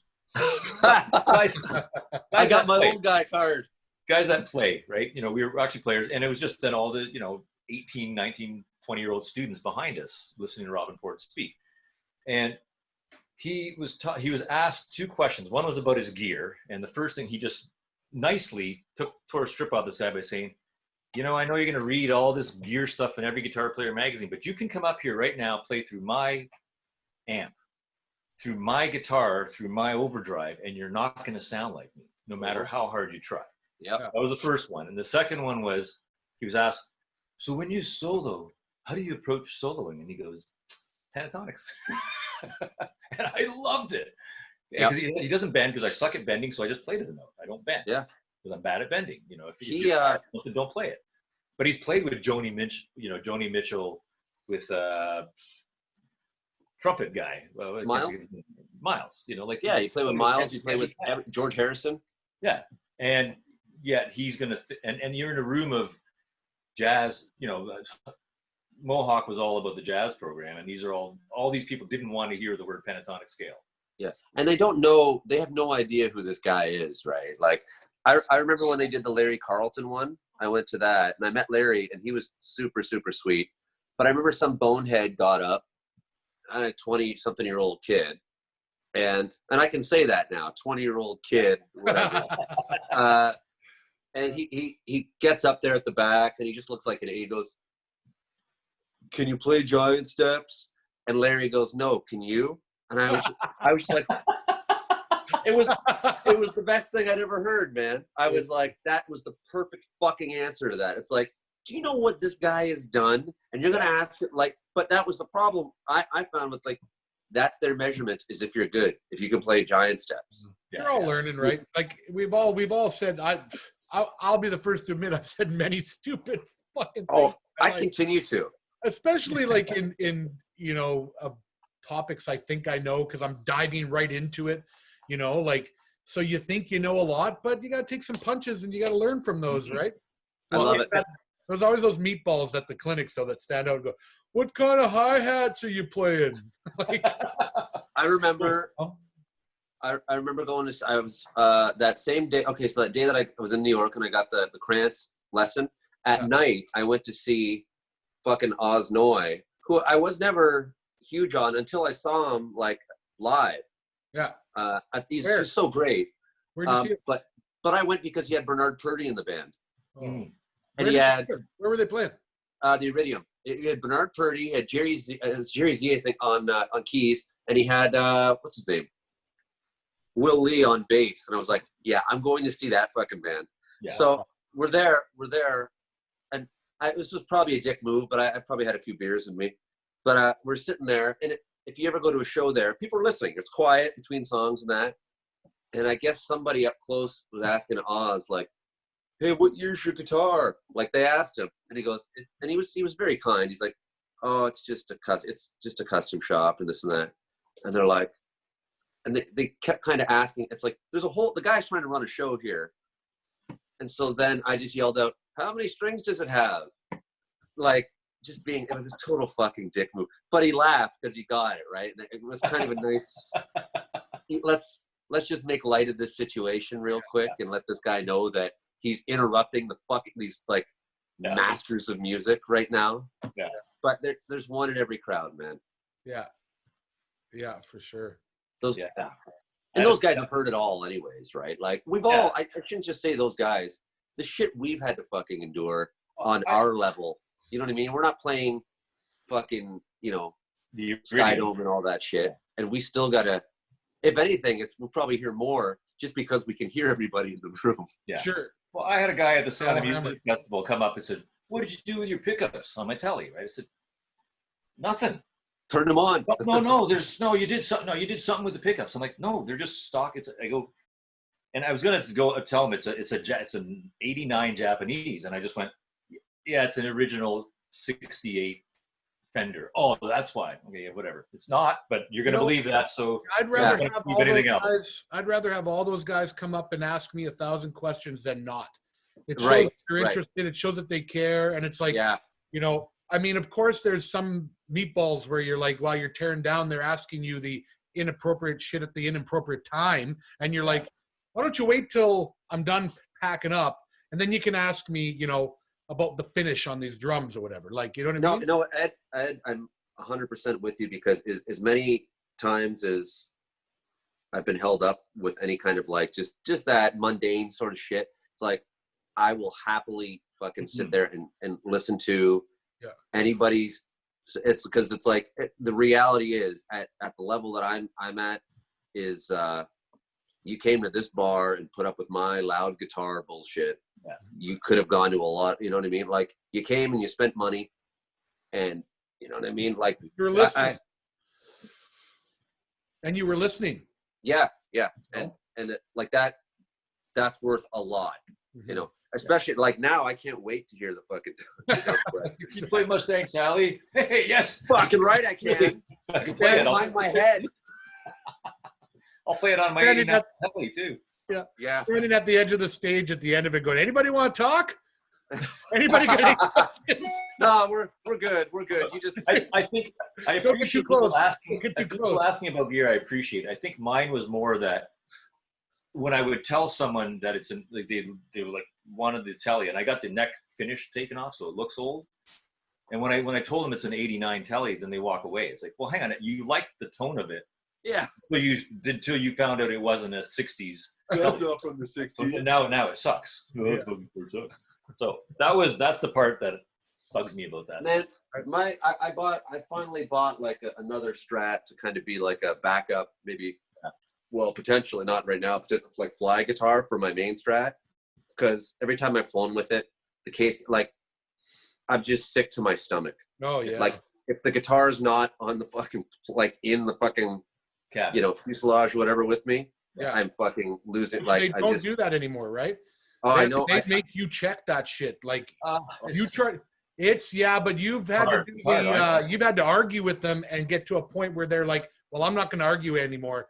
But all the last fly dates we did, Frank, they were not having it. Like, you have to check it. It's a whole different game. But I bought this Squier guitar that I've been looking at for like a year. Hold on, I'll grab it. Yeah. Look at that coffee machine behind him there. Look at that espresso. Yeah, baby. Espresso machine. I can't make We're work. gonna get there next year because that looks pretty impressive over there. You're gonna take for a tour? Hey. Beauty. So it's just nice. It's been sitting. This was sitting at Mountain Music, for a year, and I was like, I love it. And this is a very divisive. Anyone who's seen it, half of them say, "Does it come in men's?" That was the joke I got because it's kind of pink. I don't care. Ask you if it's owned by the Canadian government or did you buy that with your own money? I'm not sure. No. I bought this on the way. I bought this thing on the way to my Thursday gig. I was literally driving to my gig. I had my shit in the car, and I'm like, "Fuck it," and I brought this Cabernet Telly I had, and went. I'm gonna trade. Like, I love this guitar, but it's not getting used. It was the first time I ever got rid of a guitar. It's just a big step. I got this thing. It's a square. I haven't changed. And I changed the strings, and I added an extra spring in there. That's all. This guitar can go up against just about any other guitar I've kind of run into on stage or whatever. And it's a $500, cheap Squier or whatever. I'm like, these pickups sound as good at, like, better than old Strats and shit that I've played. Yeah, man. You said that you bought it on the way to you brought it on the way to your Thursday gig, the Thursday before the D-Day? Yeah. No. A couple months ago. It was winter time. And I'm like, and nobody would go near this thing because the color. And I was like, and I was like, are you kidding? And like, so I was ogling it forever, but I can at least like fly with it and not be terrified of like losing my entire, identity with my other guitars kind of thing. But now I'm like in love with it too. So now I'm eventually just going to start panicking over this one as well. Hey man, I have this. This is I got it because it was the first run teleacoustic, right? Yeah. Every other teleacoustic, I got a Stratoacoustic, they all suck. This is composite, plywood, telly neck, middle of the road Fishman pickup. 2002 I bought it, and it's still used on every live gig if I need it. And I can fly with it because it's thin body, it goes in the overhead. And like $400. Awesome. So you can't beat that. You can't beat that. You can have a $5,000 Taylor, and that's what I mean. But I sweat out when I fly with that now. Does Kim know about that purchase too, or? We were actually separated when I bought it. Little moment. That's what I bought. You know what? Card. A $5,000 guitar through a shitty pair of hands is going to sound like a $40 guitar. I will tell you a quick story on a gig. I was doing no names being mentioned, but it was at Boston Manor was the gig. So I'd never played there. I was playing with an original artist, and it was a split show where they had this 60s, 70s old guys, and I asked him, I said, what's their monitor situation? I was the first guy in our band. He goes, well, I don't know, we don't play here much. He goes, I go, you guys don't play a lot? He goes, oh no, you can imagine how many gigs you get when you're playing just for beer. So, and that was a time when trying to get $150 a player was hard for us. So I was like, I'm going to leave it alone. So then I'm setting up and I'm playing, I've got my guitar going, and his singer, to his own guitar player, says, well, that's guitar tone. He's playing D chord, right? And the other guitar player's got a I can't remember what kind of amp, some reissue amp. It was a decent amp, but he's got too many buttons pressed on it, too many silver knobs and buttons. So he says to me, well, that's because he's got an original telly and he's got a great amp. So I said, hang on a second, buddy, may I? So I take my thing out, I plug straight into his amp, I find the tubes, right? We'll go find the tubes. Right. Well, that's an old 60s telly. Well, that's an 89 Japanese telly. I said, it's the player, not the gear. And I was like pissed because I was like, too many things had come up. And after they would do a set, we do a set, they did a set, and we closed out the night. And at the end of our first set, I apologize, man. I understand what you're fucking playing. Like it's one of I used to think that when I was in grade 7, I had a piece of shit Crown guitar through some power booster into a 10-watt Granada amp trying to play. And I thought, oh, it's the guitar, the action sucks. I don't know anything about guitar things. I watched the drummer in the band was 5 years older than me. His older brother was in a band that had this guitar player playing. They're doing Highway Star, and he's playing the entire Richard Blackmore solo on my guitar through my rig. And I learned in grade 7, it's not the guitar, it's not the amp, it's the player. We've all got our instruments that we love, but at the same time, it's like someone hands you another guitar, as long as it works. Yeah, fucking just figure it out. You just go, all right, this like. C is C on every guitar. You know what I mean? If it's in tune, I guess. Yeah, man. Well, I played one of Brian's guitars, but one string was in tune. And I'm like, how do I play this thing? I go, Brian manages to do it. He just bends every note to the right note. Fucking crazy. You know? Fucking crazy. Anyway, I digress from that. But it's one of those things that you just get, I get frustrated with when people think you need, and it's those weekend warrior bands. Yep. The same guys are going to cut our throats again when it's all ends. Chris, take us for a tour of the espresso machine, please. The espresso machine? Yes. I'm going to embarrass myself here with this. You're not going to like this. What? Oh, no, I don't know why. Looks shiny. Well, I haven't even fucking used it, man. Would Mike Borkowski be impressed? That's the real question. Because there it is. Oh, Happy New Year! Yeah, I should probably throw that out. I will. This was a gift that was getting someone. My aunt gave this to me I haven't got it fucking working. Oh, okay. Because I was going to say, show us how you make one. Well, I don't. That's the thing. So, but here's what I do. I just boil water now, and I use my, I'll show here. Yes. Here's some product placement here. Oh, ground up this. What do you think of everything there? It's great. It's super strong, and which is what I like.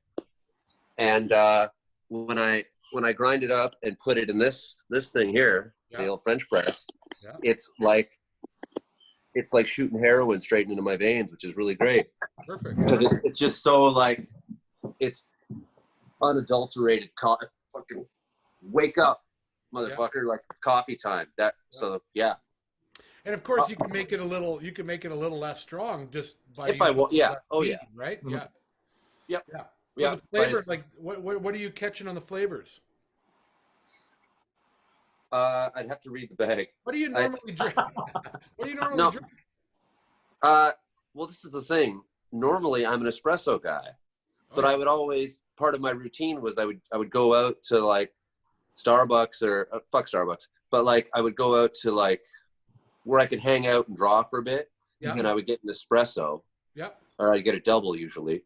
Right. But ever since this hit, I've just been back on the coffee train. So I've always been like, I've got other roasts here, but I won't bring them out because A, I don't know enough about them, but B, I'm not here to sell that other shit. You're not on a Detour Coffee roast here. Yeah. The chocolate thing I pick up in this. There's something like a dark chocolate thing happening with this one that I got from you guys. So it's just I just love. It's funny how beans have just such a character, like depending on where you roast them to, and the bean and the area that they come from and all that stuff. But like light roast is so fruity; it tastes like tea almost. Yeah. And this dark roast, you really get this caramelly chocolate, it's like dessert almost. Yeah, man. Yeah. Oh, it's a meal for sure.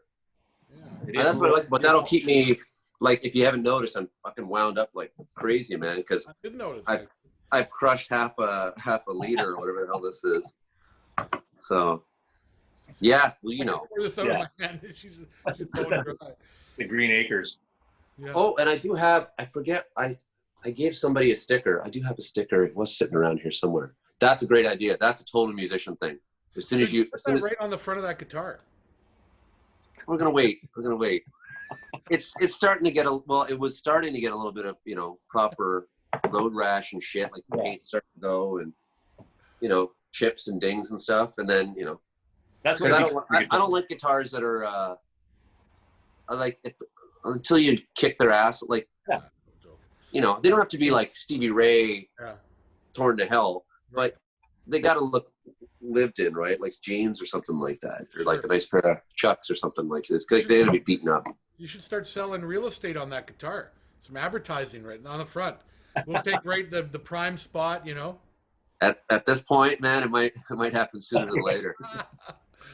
Yeah. Brought to you by Kenny G. Hey, let me ask you guys this: how much are you practicing, more or less now? That way less. Because I know, like, a lot of guys are like, I haven't even fucking looked at a guitar, and you know what I mean, or whatever, right? Like, some guys are just kind of going, I'm actually going to put my feet up for a bit. So where do you guys fall in that spectrum? My first thing was, I thought my biggest thing I wanted to do was, this is the time I wanted to learn flamenco, all the writing and stuff with flamenco rhythms. Right? It's something I've always wanted to do. I've got a couple of YouTube things saved. I haven't even opened those yet, and that was March 17th that I put it. Part of it was I heard early in the day a professor talk about it, and he said, we're in this for a long while. So don't rush to try to get everything done just because you have time. And then at the same time, we had all the coffee company stuff to get, like, and all the glitches that would happen as you're launching, and all that had to get worked out. So that just sort of transferred all your free time just got transferred into working on the company. So once in a while I pick it up, and I set everything up in here so that I can just plug and play when I want it, and it's maybe every couple of weeks. And the first thing I thought of when we do a live gig, I really got to work ahead of time. Before get back to, like, I remember everything, but it's just timing and stuff like that is. But, well, it's still a muscle. But it's also, I look at it, I'm never going to retire as a musician. So this is my little retirement in the middle of my career. I'll take this little pause. And it's at least put a positive spin on it. I've been home for almost every dinner, which, you know, usually it's Wednesday or Thursday, we're gone for the weekend. Come home Monday sometime and have 2-3 dinners at home and then be gone again. So hanging out in the garden, having dinner, you know. I'm eating better than I ever have. Like, just being home. Yeah. I used to eat pizza every fucking day, man. Every day. Now I'm a juice man. That's my new title. I got a blender, fucking making juice every day, and I'm like, it's a great way to get all the nutrients, man. Fruit, and I'm just eating just better. Oh my God, it's so, and I mean, it's so, I know better, and we all do. When do you ever do it, right? You finish a gig, you're like, I know what I'm gonna do. I'm gonna go home and prepare a feast. No, I'm gonna grab a fucking slice of pizza at 2 a.m. Yeah. I'm gonna eat it, and I might have a beer at home, or I might whatever, like just, and then I'm gonna wake up and pay for it the next day. It's a tough life. Day in, day out.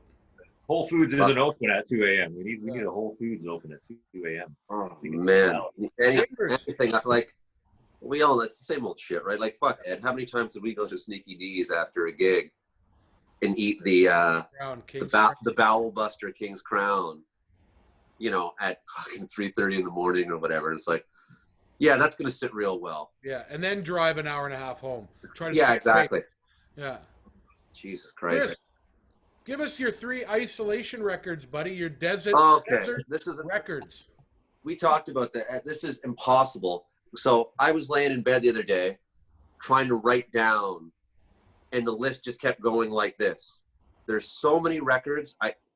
So I'll just name obvious ones that won't surprise anybody, I think.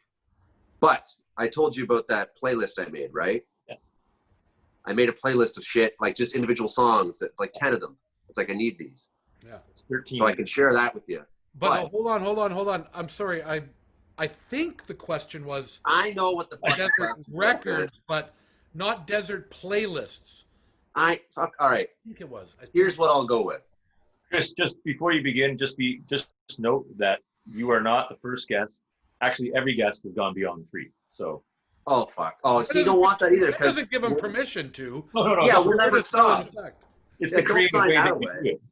You know. Okay. Well, Mike B. Hold on, Mike B. did pick 3, but every single one of them were double albums. Exactly. So, right. yeah. Right. So, I think Intervisions, Stevie Wonder Intervisions, is huge. That's like, and I know pound for pound, Songs in the Key of Life is the more important, better, like that's probably the best record ever made. Okay. But Intervisions, I think, is my favorite Stevie record. It's just right. I'm gonna feel good as soon as I leave one out. That's why we told you 4 months ago to start thinking about. Yeah, but it still doesn't help, man. Like, okay,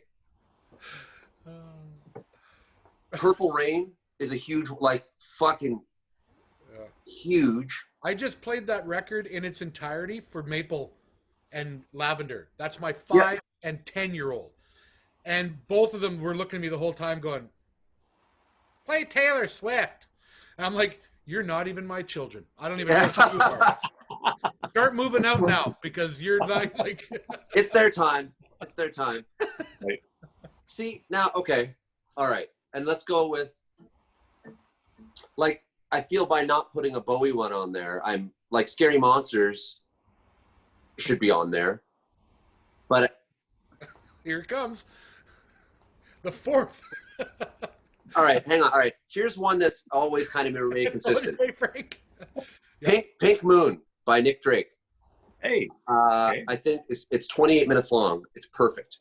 Folk album. A guy I discovered and was like obsessed with in high school through a Volkswagen ad. They took one of his songs. Nick Drake was like a real cult thing. Died mysteriously, possible accidental overdose, suicide. Nobody really knows. Volkswagen used his song in an ad campaign from the album Pink Moon. And he wrote it basically depressed. Yeah. And never got any accolade. Everybody loved him. Like everybody who knew who he was while he was alive were like, this is the guy. This is a second coming kind of thing. Never had any success, no commercial success, terrified to play live. So I became super fascinated with this guy in high school. And the weird thing is I ended up making some money writing a Volkswagen ad years ago. I was like, that was kind of a funny coincidence. But that album, it's fucking great. Like, it's interesting. It's moody.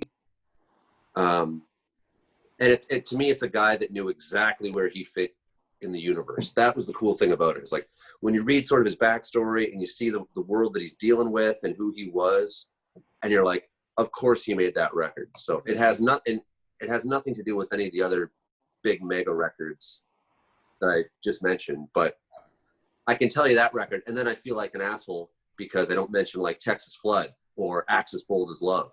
You know what I mean? Yeah, I know. Let's keep going. Let's keep going here. Heated, Big Sugar. The Big Sugar album, Heated, changed my fucking life. Robin Ford, Supernatural.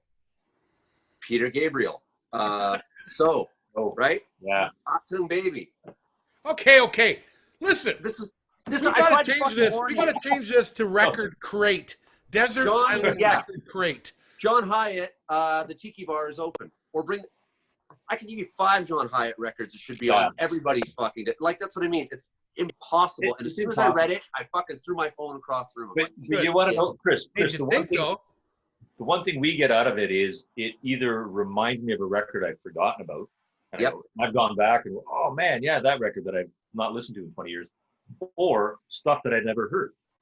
Like I may have heard about it, but I've never actually dove into it. So it's more of a selfish thing that we ask this question. That's what Frank gets out of it, but I love the comedy. I love the comedy. You just love the torture. Yeah, the torture. Well, Watching you guys squirm in your seats. Oh, we had one Like- guest that did the well, here's my 3 singles. I'm glad you didn't ask me my singles, but here they are. And now here's my 3 records. man, okay, new shit. 2016, the last tribe record. Thank you for your service. We got it from incredible. One of the best, probably my favorite Tribe record. Yeah. Thundercat, I think same year, or the next year. Drunk.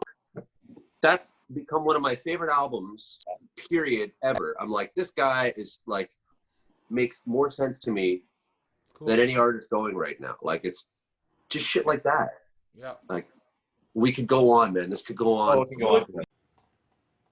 Should I I played an over the bar fill in the chorus. It was fine. It worked. Should I always do that? Is it it's not really rock. I would set it up and let on the one. That'd be my call, but it's your Yeah, Like okay. that, I didn't hate that. Yeah, okay. Nailed it. Didn't hate it. I won't do it. It's not. It's cool. I liked it. It was hip. Oh. Well, no, I'll keep it if you like it. I'll keep it if you Follow like your it. heart. Like if you, it doesn't bother me at all. Sometimes that's the best compliment you can hope for. I don't hate it. Yeah. Let's do it. All right, cool. Is Tim ready? Yep. I'm recording. 1, 2.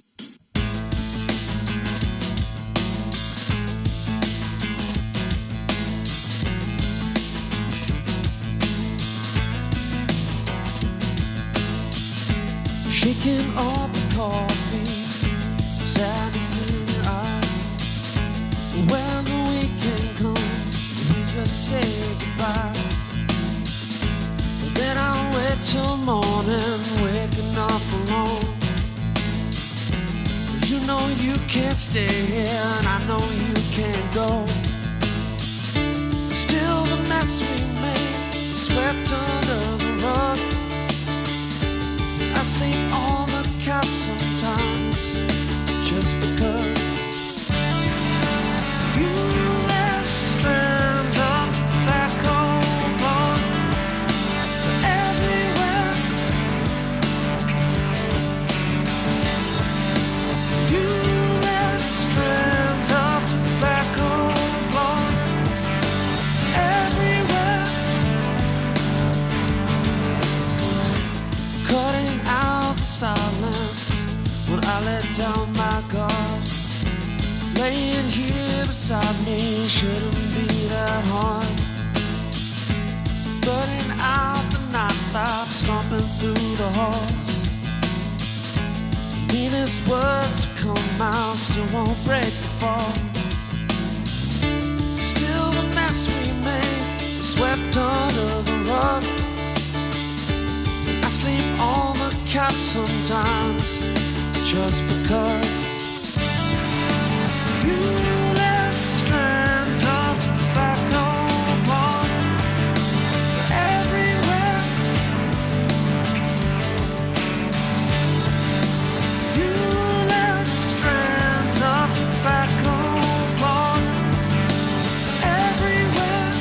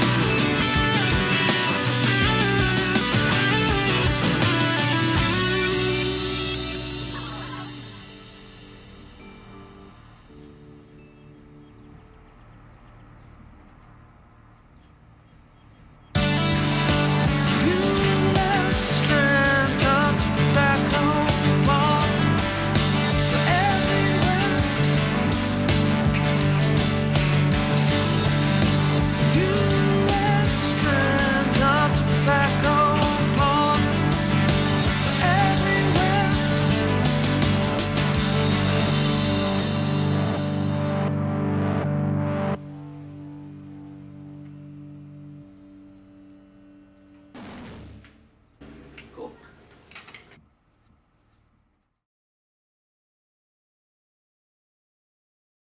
Well, it's weird. Like just cutting just weird shit that's been, man, just the idea of 3 square meals a day since this all hit is already a big, you know what I mean? Like, Yeah.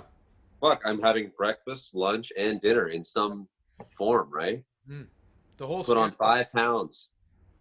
Oh, wow, really? That's huge for you, dude. Yeah. Holy shit. The guy who turns sideways and disappears. Is that That's not pretty, the, well, I don't know. I got this fucking hog. that's not the hair, is it? The Huh? extra hair, is that the extra hair? Yeah. Or? Oh. Yeah, 2 pounds. And I didn't take a shit one day, so that was the other 3. A little bit of water retention, you know. That's totally it, yeah. Chris, This what are you works watching, really buddy? well, Are you bro. watching anything cool these days, or what? Like, are you? You know what? I watch the same I watch documentaries and cartoons.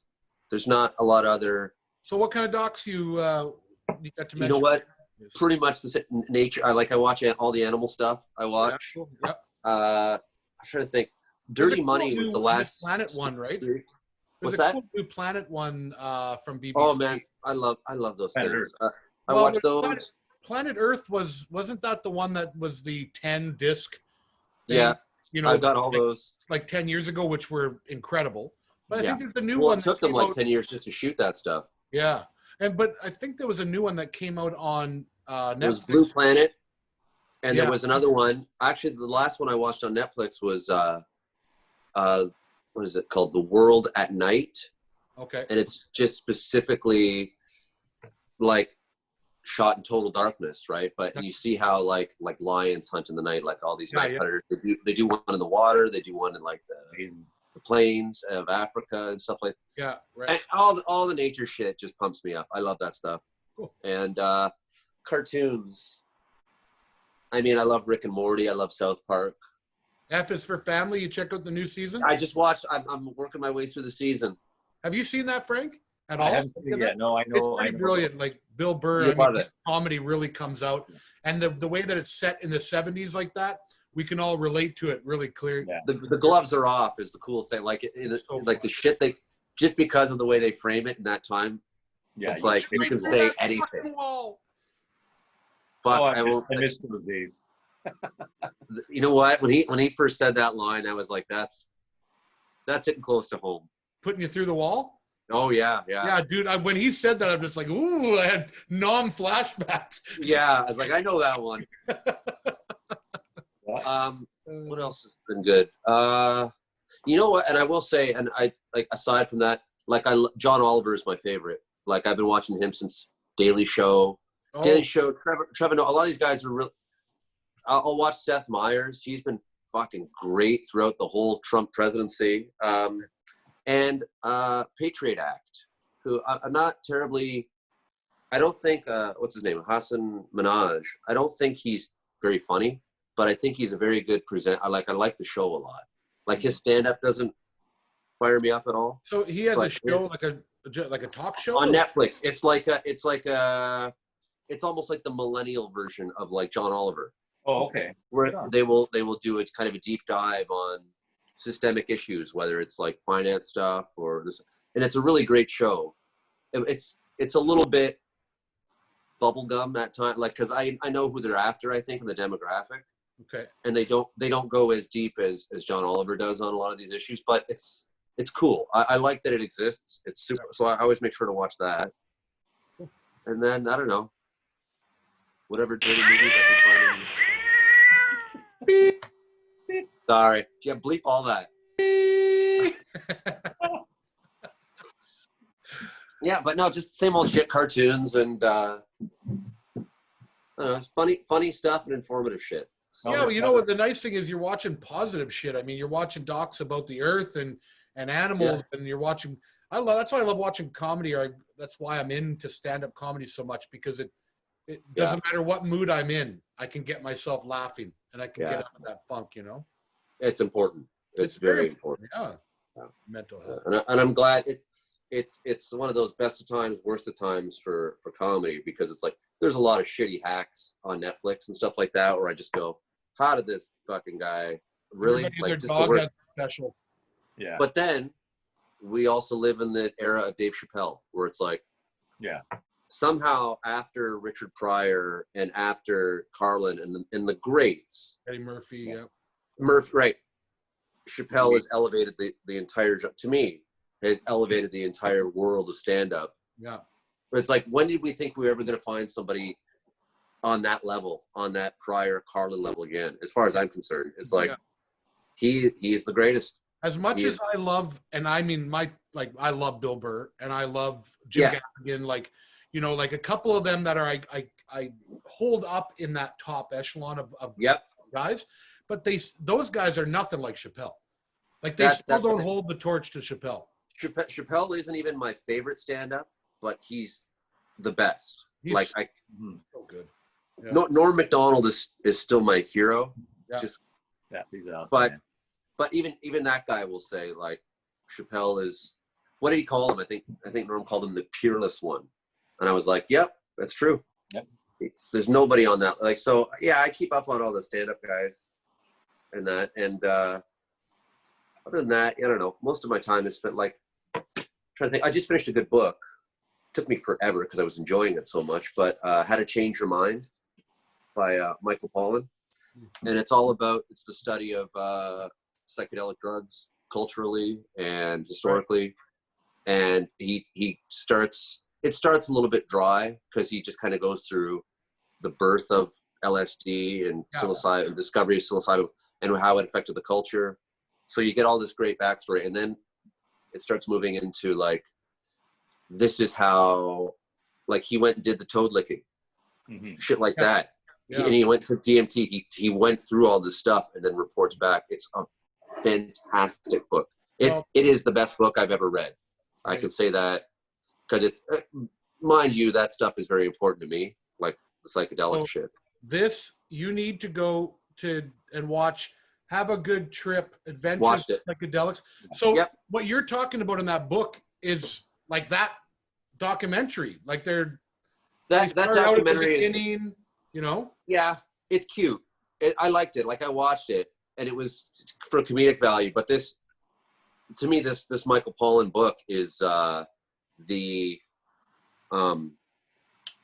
it's the Bible. It's the encyclopedia on psychedelics, and it's really great. And it sheds a lot of really positive light on it that hasn't been there for ever, right? Because there was a time when LSD was a totally acceptable.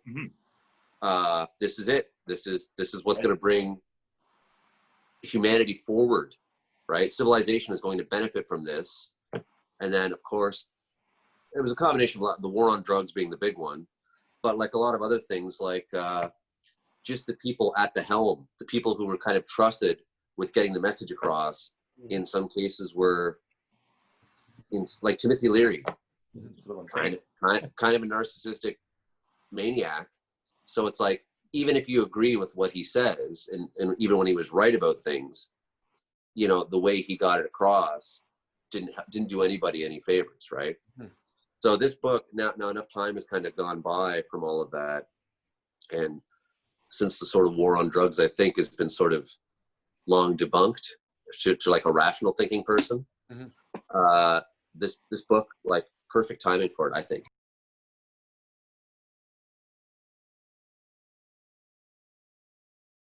Tell us a little bit about your drawings. Okay. And, and we're going to show a few examples right here. Boom, boom, are you? Boom. Okay, cool. I mean, you could pick the ones you want to show, but if not, I'll let you. No, what? I'll let you. You pick whatever you think is funny or is good. Nothing without me. I like that one. That I was pretty happy with that one. Yeah. They are. Okay, where do we start? When I was a kid, I used to draw all the time. I'm still into cartoons as much as I ever was. I just think it's cool to have, you can do whatever you want in a cartoon. You got your own world, right? I started, the people I hung around with, I've never been great at it, as the cartoons will show. But I have a style at this point, I think, right? But everybody I ever hung out with were all great artists. And so I was just like, oh, fuck this. Like, I quit, right? Oddly enough, the whole idea to start drawing again was born out of a mushroom trip. Because I used to write down, like, I still do it to this day. I write down a joke a day at least, but whenever I'm on that shit, I go in overdrive. So I just start writing all these things down. And then I think it was Gavin Slate, to be honest. We were hanging one night and he's like, man, you should draw some of this shit. And I think he might've been the guy to say, and I just went, you know what? That's not a bad idea. And I've been doing, that was like over 10 years ago now, I think. And I've got just volumes of books collected of just draw a cartoon a day, draw a silly idea. And I started. You do them all in pen, don't you? Yeah. Well, that's, like, I mean, you don't really have, you can't, there's no erasing. You just go. That was a conscious thing because I don't want to get too good. If I start getting good at it, I think it will undermine the entire whole idea.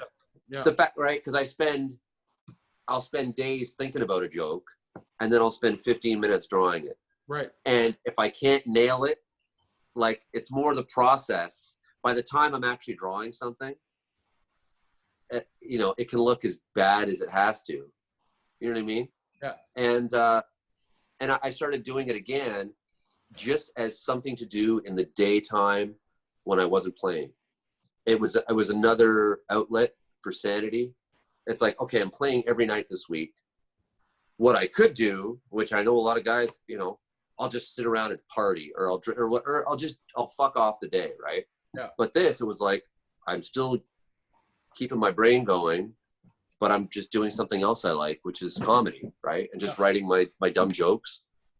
And then I started, and then I'll tell you, Mike Daly. There was a handful of guys, like I would send them to you and people, and they were just kind of the in joke, like, hey, I drew this today, before I put them on Instagram or anything like that.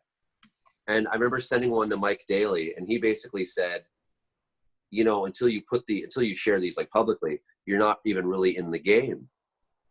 And I went, fuck, he's, because I'm just so terrified of getting ripped. And I do I've had things get ripped off, and I've been pretty pissed about it, but I'm like, whatever, it doesn't change much. But and he said that, and that's when I got the Instagram account and started just posting all my stupid cartoons on there. And now it's like it's a fucking addiction. Now it's part of my routine. Yeah. For years now, that it's like, if I'm not drawing something at some point in the day, no matter how stupid it is, I feel like I've kind of pissed away. I've wasted some time. Right. Right.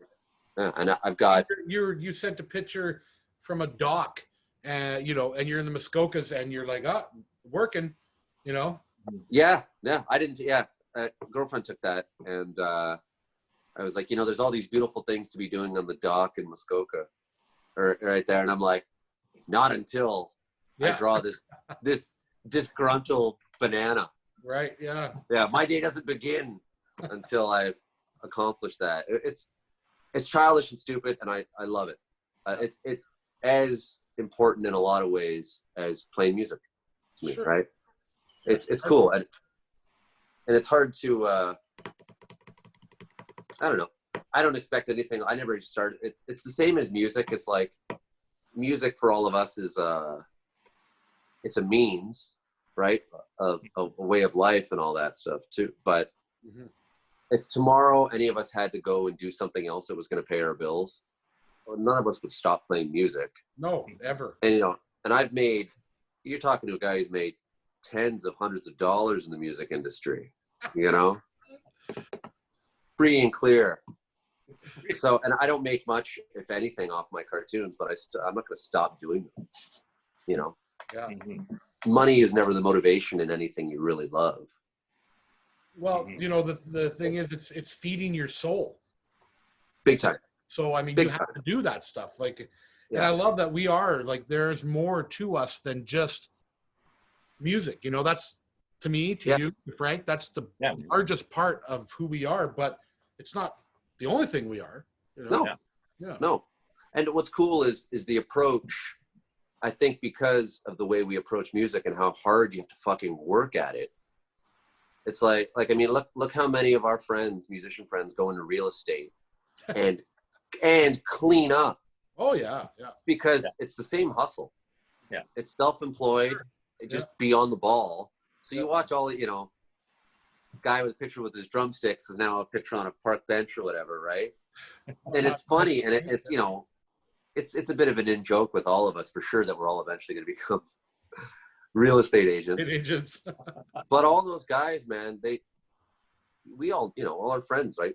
They clean up. They're like, I'm doing the same hustle I was doing to make $100 at a fucking bar wherever. And it's like, now, you know, shit, I think I'm talking us all into it now.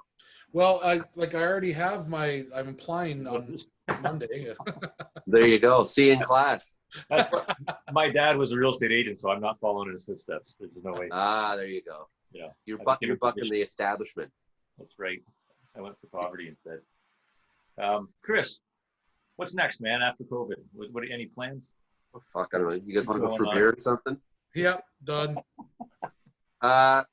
You know what, man? I'm really focusing on, like, I'm writing, I think, and I mean, it's all, not that anyone gives two shits, like, but I feel I'm writing better music than I've ever written, just for myself.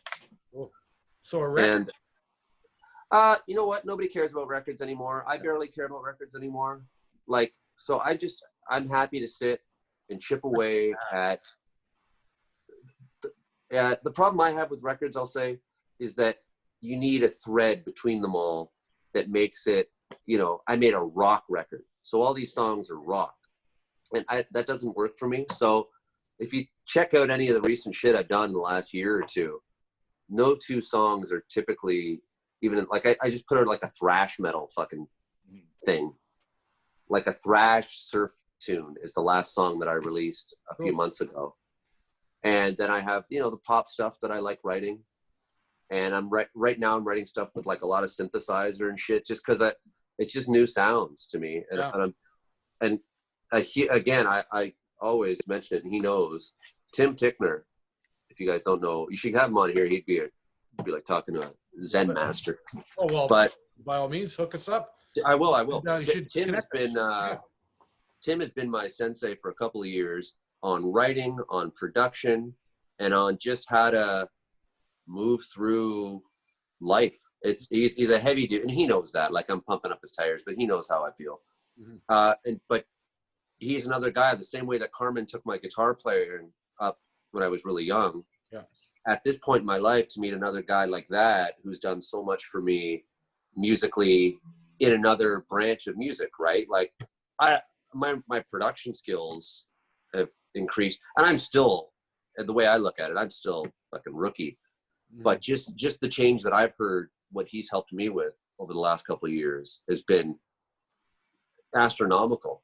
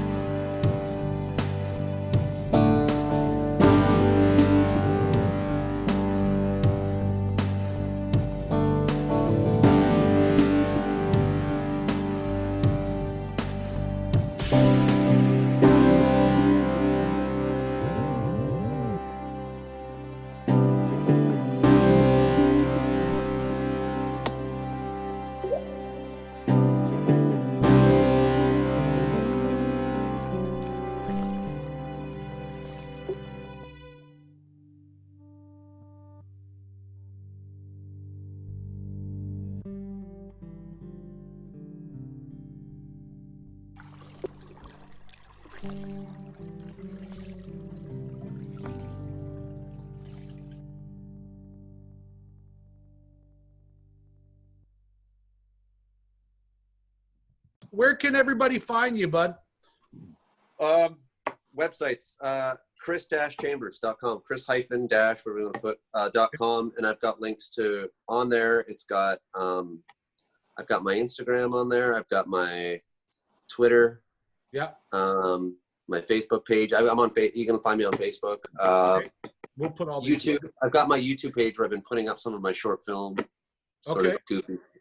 Okay. Instagram's got my cartoons and some music. Are we allowed stuff. to play some of those, or Play whatever you want, man. no? I mean, like, is it good for our audience, or is this like you and your rabbit outfit again? I'm just wondering. Roll the dice. Roll the dice. Just a game of craps. Well, the stuff I sent you, which is the new stuff I've been like scoring music, like the video stuff. That's been my latest sort of focus, because it's making me a more thoughtful musician for sure. Like when you start thinking beyond your own instrument, like as far as writing goes, like, you know, most times you write, like for me, guitar, but just having writing with different instruments now has been awesome. Yeah. Because it bleeds into the stuff I write for myself, right? Like to put under my own name, which is super, super, super helpful. Like just going, oh my God, there's more than just guitar, bass, and drums in the world. You know what I mean? Yeah. Like trumpet. Even trumpet. Even trumpet. Yeah. All right. What about you Dude, guys? it's been a blast seeing you, buddy. Thanks for coming and hanging with us. Oh, of course. What time is it? Holy Christ. Don't say We it. went for it. Oh, we went for it, man. That was great. We Thanks for didn't having do me. that. Yeah. Now I'm going to go drink 9 more pounds of your coffee. All right. See where it takes me. Order in now and send it out to you then. I think I will. Hey, hand deliver it because we can hang. Yeah, Like, good. yeah, I'll that's deliver it next time. Yeah, Call it for over. sure. Fucking right. And I'll cook us up some Both of us. barbecue stuff. I'll barbecue us something good. Next time you put the order in, Frank and I are coming for barbecue. I'm in. Cool. Love you, brother. Hey, Love you, boys. awesome, guys. dude. You're a gem. House and coffee hang with Chris Chambers. Such a funny guy. He's not a kid. He's still always been a kid to me because he's always been that much younger. Right. I ran into him when he was just a teenager. But he's matured into an older kid. Well, you hit the nail on the head. Wonderful guy. You hit the nail on the head. Yeah. Playing and hanging out with that guy for years. I mean, even this little conversation, there's so much growth that has happened. Even the last time I've had a chance to sit and hang with him, like we did a gig together, I think maybe a month before all this went down. Yeah. And just in this time, I think, you know, when you have time to reflect, that's when you grow, right? That's when you explode in your growth, as opposed to a slow, hopefully incline, not decline. Yeah, Bit of a mountain and down, but I mean, it's nice to see him. Yeah, I really like that guy, man. I love that guy. He's a real gem, and we never even really got into his playing much, but as you can hear from him talking, I mean, he's a monster. He's got the clips showed how good he is. You know, everyone saw the clips, so that's good. Yeah, and I mean, you've seen all the clips that we posted here, so you guys got to see it yourselves. So yeah, go check him out on his website and YouTube channel. Yep. And when we can get back at it, and you get a chance, go see him live. So he's got a fantastic band behind him. Usually drummer, bass player, and sometimes an occasional guest. Chris Chambers. Chris Chambers. Load up coffee hang with Mornin Buzz coffee. That's it. Frank. Yes. Let's try to get this right, buddy. I love you. You are a gem. What a great hang. Chris Chambers, Frank Corrin. Sir. Elbows up. I'm coming this way. Let's do this. Have a great day. Thanks for hanging with us, everybody.